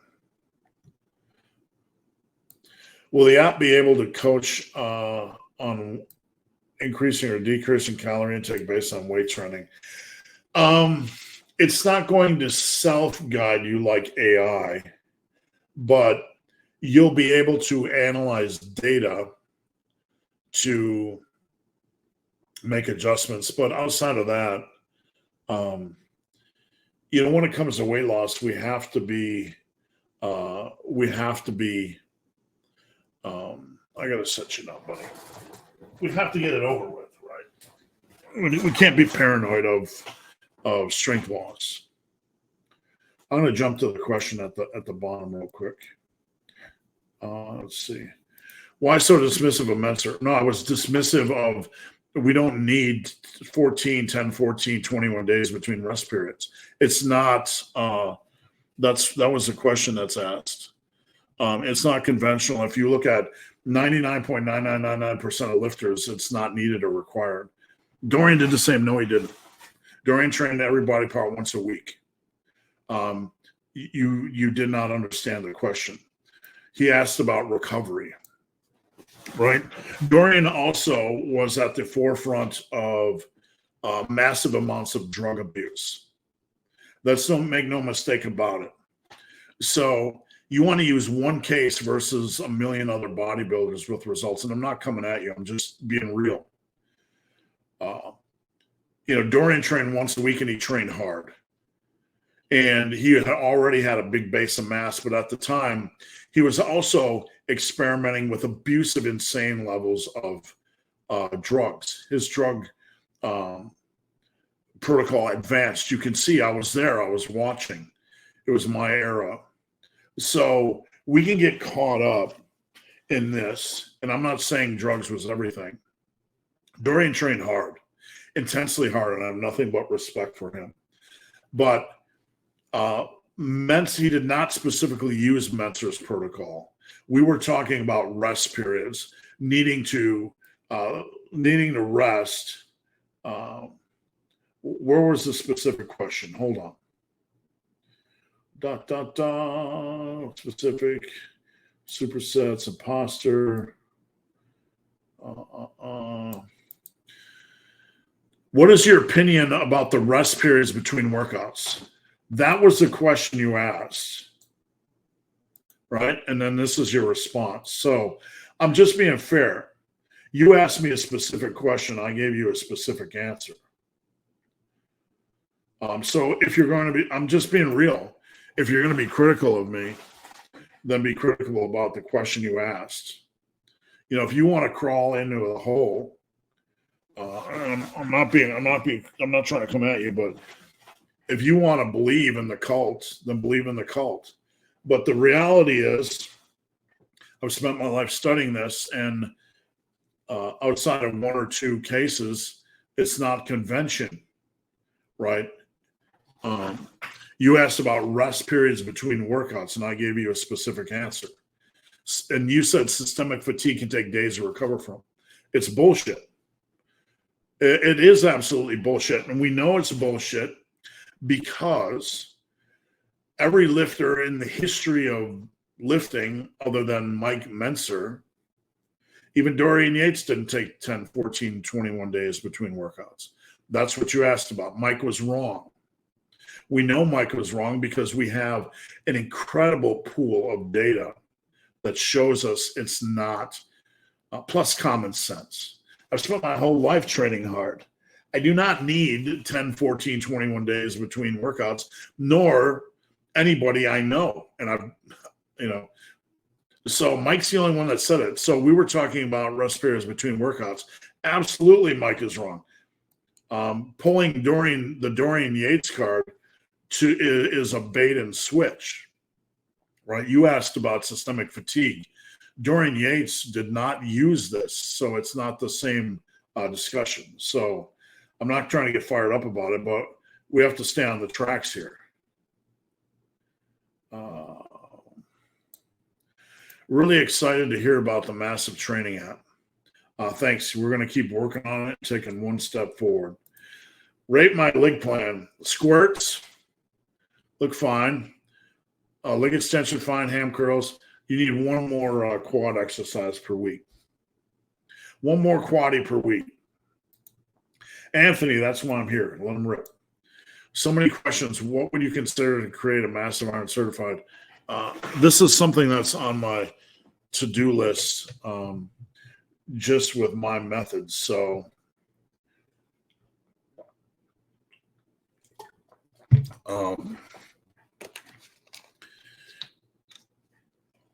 what would you consider? Yeah, I mean, I've considered it this year. It's on my to-do list. I want to at least put together a bunch of courses where people can kind of self-learn my philosophies. I'm not against other lifting coaches' philosophies. I just want to teach my methods and let everybody else figure out whether they like them or they like somebody else's methods. But yeah, I just need the right time and energy and someone to help me to do that. And once I get a book done, it'll be a lot easier. Did my big bench question go through? I didn't see it. Maybe I did. I can't remember what I answered. If not, post it up. Steve, you're the man. Thank you, sir. Just wanted to thank you for all the fantastic information you put out for free. Thank you. I appreciate that. Your channel is a beacon of light and a sea of BS. Wishing you a fantastic rest of your week. Thank you so much. In this day and age, where people generally don't take time to say thank you, I appreciate you taking time to thank you. And it does mean something. I work hard. I'm very passionate about helping people and people not having their time wasted. So I appreciate it. It makes me feel good that you guys feel that way. Big John Paul. Is leg extension a good alternative for Bulgarian split squats? Absolutely. Decent, equal type of exercise. Some will say the Bulgarian split squat's more difficult. That's fair. I just find that I can get a lot of brutality out of a leg extension easier than a Bulgarian split squat because I can run the rack, run the stack, really go deep, do cheat reps, all kinds of things. So I personally like the leg extension a lot. I'm following Massive Mass Body Part Split, and I can't believe how good the workouts feel. That's good. I'm glad to hear it. I always thought bro splits were BS because science, but I think this style works way better. I like body part splits because you hit it hard, and then you move on, and then you hit it hard with what you got left, and then you move on, and you hit it hard with what you got left, and then it's just destroyed. And like today, just the pumps and the destruction. I like that laser focus. It's not for everybody. I don't like to shoot off of chest and then back right. You like my Star Wars sound effects or whatever they are. I like the laser focus. It's just in my wiring. I don't force anybody down the body part split route. Use whatever you like to use, right? I just particularly like it. And if you connect with it, I'm glad to hear it. I had some crazy bicep tendon pain at the elbow during incline bench. If it's inner elbow, it's likely elbow tendonitis, and that can show up on pressing. That's when you know it's pretty bad, when it shows up on pressing. But I would need to know more because this is an injury, and we need to know more information. What's a reasonable body weight for someone 5'10" to shoot for with abs? So if you were maxed out natural potential at, say, 178, you'd probably be like about 202, 204 weight, 205 tops. That was max potential.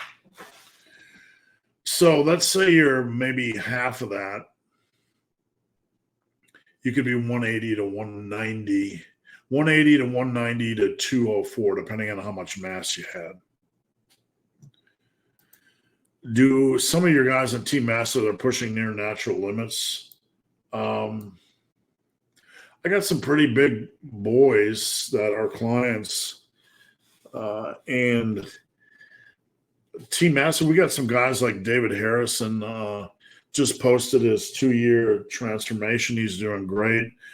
We got Dumbbells and Donuts on here who is shredded. Still working on his mass, but he's super shredded. We got some pretty impressive guys, man, on Team Massive, guys and girls. So Team Massive is more of a community than anything. So we really have a wide variety. Any clients who stick out that feel like lifting saved their life or gave them purpose? We got about 10 questions left, guys. So get them in. I don't want you to miss this. It's kind of a last call. I have a a lot of people I really care for that I've been working with a long time, and everybody's in a different position. Uh, there are there is a very obese individual I've been working with for 6 years now that without me would probably be 600, 700 pounds. And I'm not magic. I'm not saying I'm the magic, but he's smart enough to know that he needs a voice over his shoulder, constantly pulling him back little by little. That's the one thing about coaching is that sometimes people are slow to lose, but without you, they'd be fast to gain. So we're pulling that rope back one snug little tug at a time, if you will. Thoughts on lower protein with high body fat percentage versus lower protein has to be reasonable no matter what. It provides you with nutrients, a wealth of nutrients. And if you,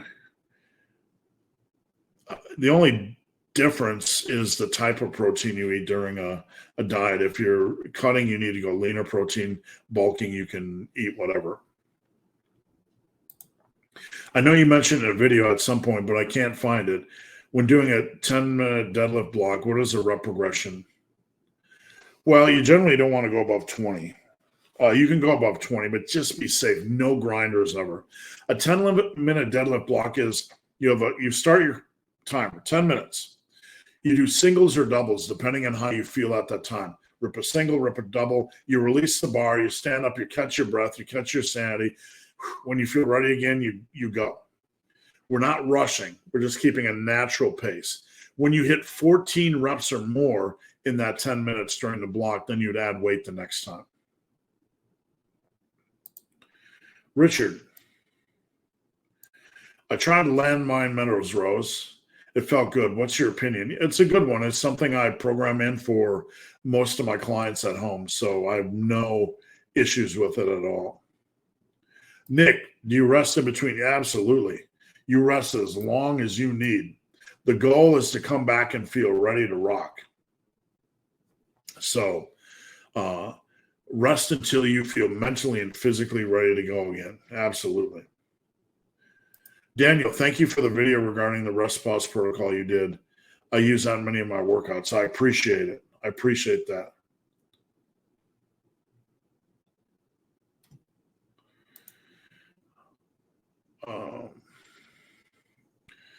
How to set up a bench program. I want to train push-pull legs. Which program would you recommend? I have a course on my website, superlivingtoday.com, and I'm going to show you guys at the end, so stick around. Before we go, I'm going to show you some of the things on my website, not to do a sales pitch, but just as resources, because I want to show you guys all the stuff that you might not see on here that I have as resources. So I'm going to show you, Jan, just hang around, or Jan, sorry. What can you say about an inguinal hernia, fresh off surgery? You can't worry about that, James. You got to worry about what you can control. So time away from the gym is going to do what time away from the gym does. We can't control that. One thing I'll say is don't worry. Any minor muscle you lose, you'll get back muscle memory. It'll come back quickly when you return to normal training. There are plenty of more benefits. There are plenty more benefits, and are there drawbacks? Yes, but not what people think. Not sure what we're referencing. Sorry, I meant if the app guides an increase on a bulk. I think we'll be able to analyze that, but you guys will be able to set the parameters. Like you could be able to set weight gain per month, and you can be able to maybe set the reanalyzation period like every 2 weeks. So to look at like the last 2-week period and make a recommendation. We could be able to do that. I'll talk with my guy this week. That should be pretty simple. Following up, it hasn't popped up anywhere else. I did weighted dips that same day. I also did some rack pulls, which also didn't bother it. It didn't show up the previous set. It's talking about the pain. It could have just been a phantom pain. It's really hard to tell. Sometimes you'll just get that. I'll get that on a set where I'll get a phantom pain.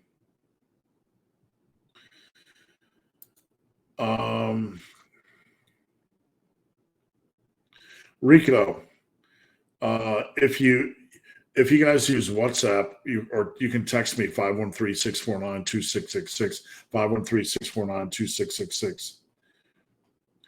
There you go. Yeah, my phone number. Feel free to spam me. John Carpenter, Stephen King, who is the GOAT? King has a lot of really good books, and a lot of books I would consider mediocre to me. Just not my style. Like The Shining is one of the best reads I've ever read. A 700-page book that I tore through, just brilliant. But some of his books, not so much. Some of his movies a lot of Stephen King's movies were turned into bad movies, unfortunately.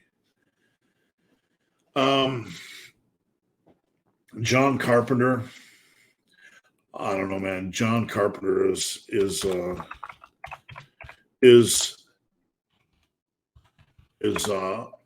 what can you even say about John Carpenter? Let's pull up his movies for those of you not familiar. And those of you not familiar with John Carpenter's movies, you really need to get up to speed. You need to get up to speed.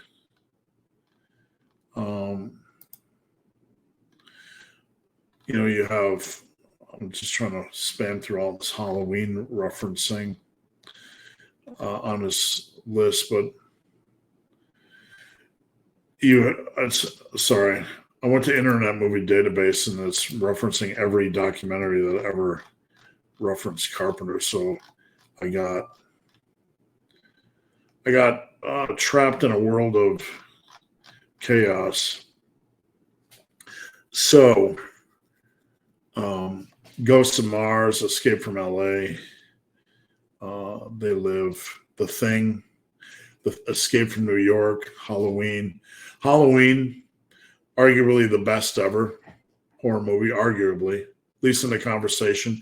The Thing, arguably in the top 5 sci-fi alien movies of all time. So you have Halloween, which is in the top 5 discussion. You have The Thing, which is in the top 5 discussion. And then you have like Big Trouble in Little China, and other great movies. So just on The Thing alone and Halloween, it's John. You're welcome. Thank you. Stick around, guys. I'm going to go over a few things before we go. When you have to drop weight due to time off, do you still progress by minimum increments? Like, here's what I do. I take a long time off. Like when I had COVID, I'd start off with 135 bench and then go to 145 bench and then 155 bench. And then I'd slowly creep up over like 6 to 8 weeks. And then once after 6 weeks kinds of hit, you can kind of doing max reps again. 4 to 6 weeks, you can kind of start to do max, reps and get in the groove. Does that make sense? So, all right, where are we at? YouTube won't, just hit me up later. Richard, that was a great live. Have a great weekend and join Team Massive. Thank you. I'm going to show you guys something real quick. So hold on. I want to, before we go, it's a long 3-day weekend. I want to remind you guys that I'm looking at putting out a PDF book this weekend, and I'm looking at putting out with it maybe a copy of the PDF of my Natural Potential free with purchases. So look for that. I'm going to try to put out a book where I have like the 10 best or 10 programs, 10 classic programs, and then I put out the massive iron variations. So I want to show you guys real quick before I go my website. It is superlivingtoday.com. And on the menu, I just want to show you some of the things on here that you can find. Now, in the coaching tab, you have obviously basic coaching, and then you can save 20%. So that's the coaching tab. Team Massive, you can join Team Massive Lifetime. Supplements tab, I have whey, salty caramel's my favorite. Chocolate's great, and then we have creatine. I don't make a lot of money off this because I'm not a big company. I make like $5, and so but they're quality products. If you're interested in that, we don't have that bench press, so I have to remove that. On the workouts tab, this is really where there's a lot of gold. If you look at the workouts tab, I have tons of workout ideas, and there's 3 pages here. Right, you have the massive collection, which is a monster 354-page collection, and some of my new stuff: massive push-pull legs variant, massive YOLO, massive iron big small, massive hard gainer, massive iron push-pull arms legs. It just goes on forever. Massive Squadzilla, tons of program ideas, and then there's some stuff on here for free. Lean and Mean 10-day challenge, 3,500 calorie challenge, John Christie, how to test your 1 rep max. Free PDF, Massive versus Jeff Nifford's Minimalist. You have the Massive Iron Pillars, free PDF. Okay. Some tools, $4.99. Progression approaches, $4.99. Creeping Death, $4.99. Some really good stuff in here. Just tons of stuff. So that's the workouts tab. And the store, I'll show you. Hold on. You guys can still post questions if you want. So in the store, ebooks. These are all ebooks. The Massive Iron Collection, Massive Bulking, my cookbook, the 10-100 Challenge, Massive Iron ebook, Muscle and Brawn Archives. That's a great book filled with tons of amazing information. You got the bundle, the old Flex Calorie Dieting. So you have that in ebooks. These are books you can actually buy. Expanded edition, Massive Iron. My log book, you can log 200 workouts a year in this log book. It's a great log book. These are all physical books. Get Eating Cookbook, Muscle and Brawn Archives. This is a great book, folks. It's some of the best articles from the old Muscle and Brawn website, just packed with fun stuff, Russian squat programs, and you name it, in the Super Living Challenge book. What else do we have? Hold on. Services. You can get a phone consultation. You can get a complete workout design. Those are under services. And this is a fun part. Now watch. Apparel. Okay?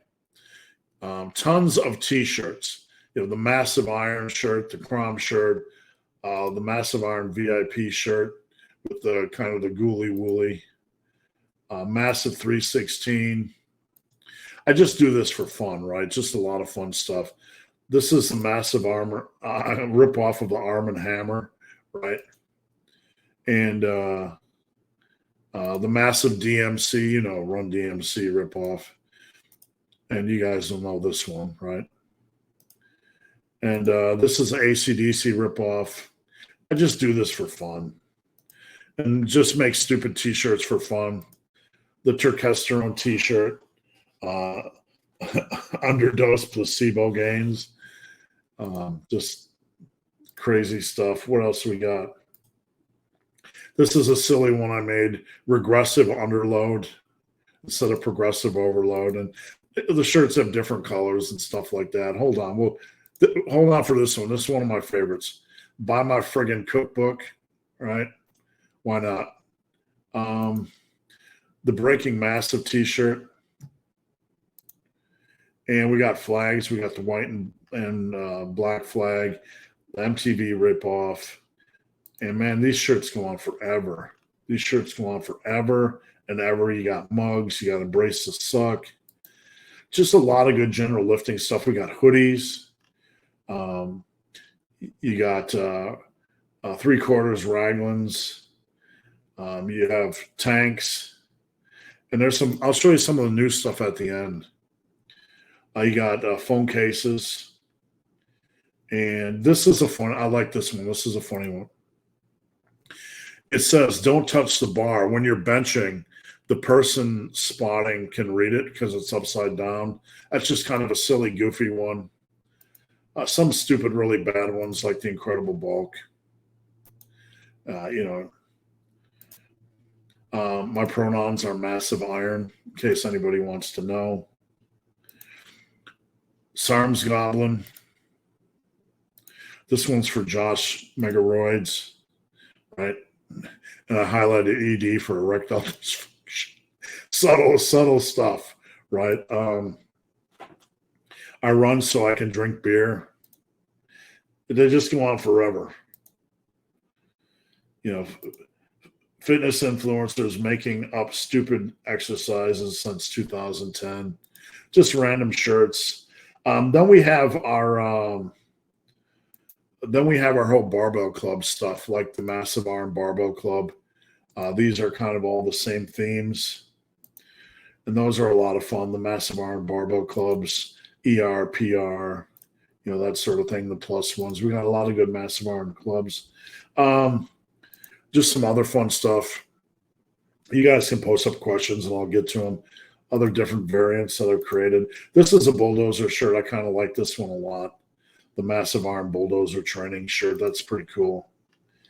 And we even have this. Look, I use this gym bag.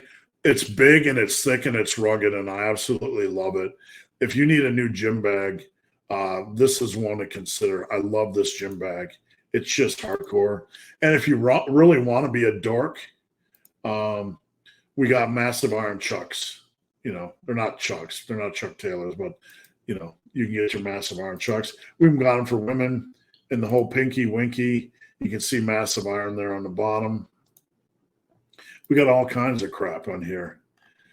This is one of my favorite designs, and a lot of guys like this, the Massive Joe. It's a ripoff of the G.I. Joe logo.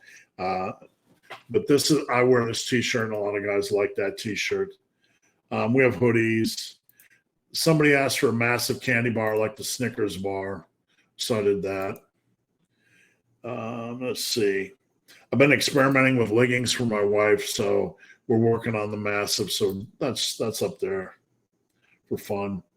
We have the massive university line, and right there, I made this one as a joke. Power Builder. I'll send that one to Faz. Right. And last row. What do we got here? According to food labels, I identify as a family of 4. Humor, right? So that one's a funny one. And someone wanted the Massive Iron Beachbody one, the tank. Got that done. What's this one? I lift because I'm ugly. Got some different colors. Kind of silly. We got the flag with the massive G.I. Joe flag. And what else we got? This is for Halloween. Okay, we got a specialty Halloween shirt on. We got 2 variants, and I put out a different Halloween one every year. This is variant number 1, Massive Iron, as big as strong as humanly possible. And then we have variant number 2, which is from Derek suggested, this massive scream, as big as spooky as humanly possible. Just fun stuff, lifting stuff, right? We wanted this for Team Massive. We bulk on our bulk. That's kind of a Team Massive thing. And we have the hoodie as well with a different font color. Now, these are fun. These are new. I just did these this week. Motorcycle tanks and tees. This is Born to Lift. You get this in a tank and a tee. Kind of a cool lifting, biking thing. And then we have this as tank and tee as well, which is pretty hot design. Massive Iron, Born to Lift, Born to Grow. So that was 2008. So that's it, guys. That's all the stuff over on superlivingtoday.com. So where were we? Where were we? Wash hands, wash hands, wash hands. Show me the motorcycle ones. I hope you got to see them. Crom. I love the "Don't Touch the Bar" T-shirt. Yeah, it's one of my favorites. And good strategy, not the leg extensions and curls for the first couple of years. If you focus on squats, it's going to be a long path. So you really have to ease into things with squats.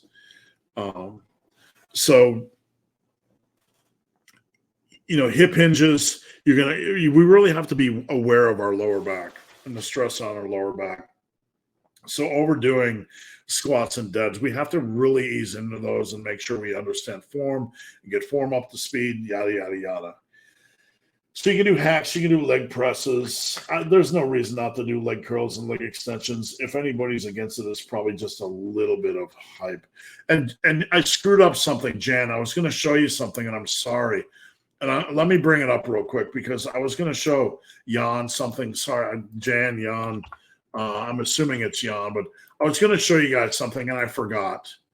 And I want to show him real quick because it's one of the reasons why I showed you guys the website. There's something on here I forgot to show you guys, so bear with me. And this has to do with benching. Okay, so hold on. Screen share. This has to do with benching, I promise. So on the website, there is courses. There's a course tab that I didn't click on. And you have courses. These are bigger PDFs, the Power Muscle Bulldozer, the bulking course. There's a bench press course on here, okay? And this one, if you want bench press ideas, it's only $14.99, but you get all of these bench press programs and ideas, right? So it's 5,000 words in length, and it's got some really, really good programs. And I forgot to share that, but that's over there as well. How many times a week do you bench the massive big bench program? Twice. All right, guys, that's it. We're out of here. I appreciate you guys joining in. For those of you that have a 3-day weekend, enjoy. If I missed your question, please head over to Instagram, @the_barman, slide into my DM with your questions. I love each and every one of you ugly bastards, and thank you for coming by. And see you next weekend. I'll see you next Friday. It's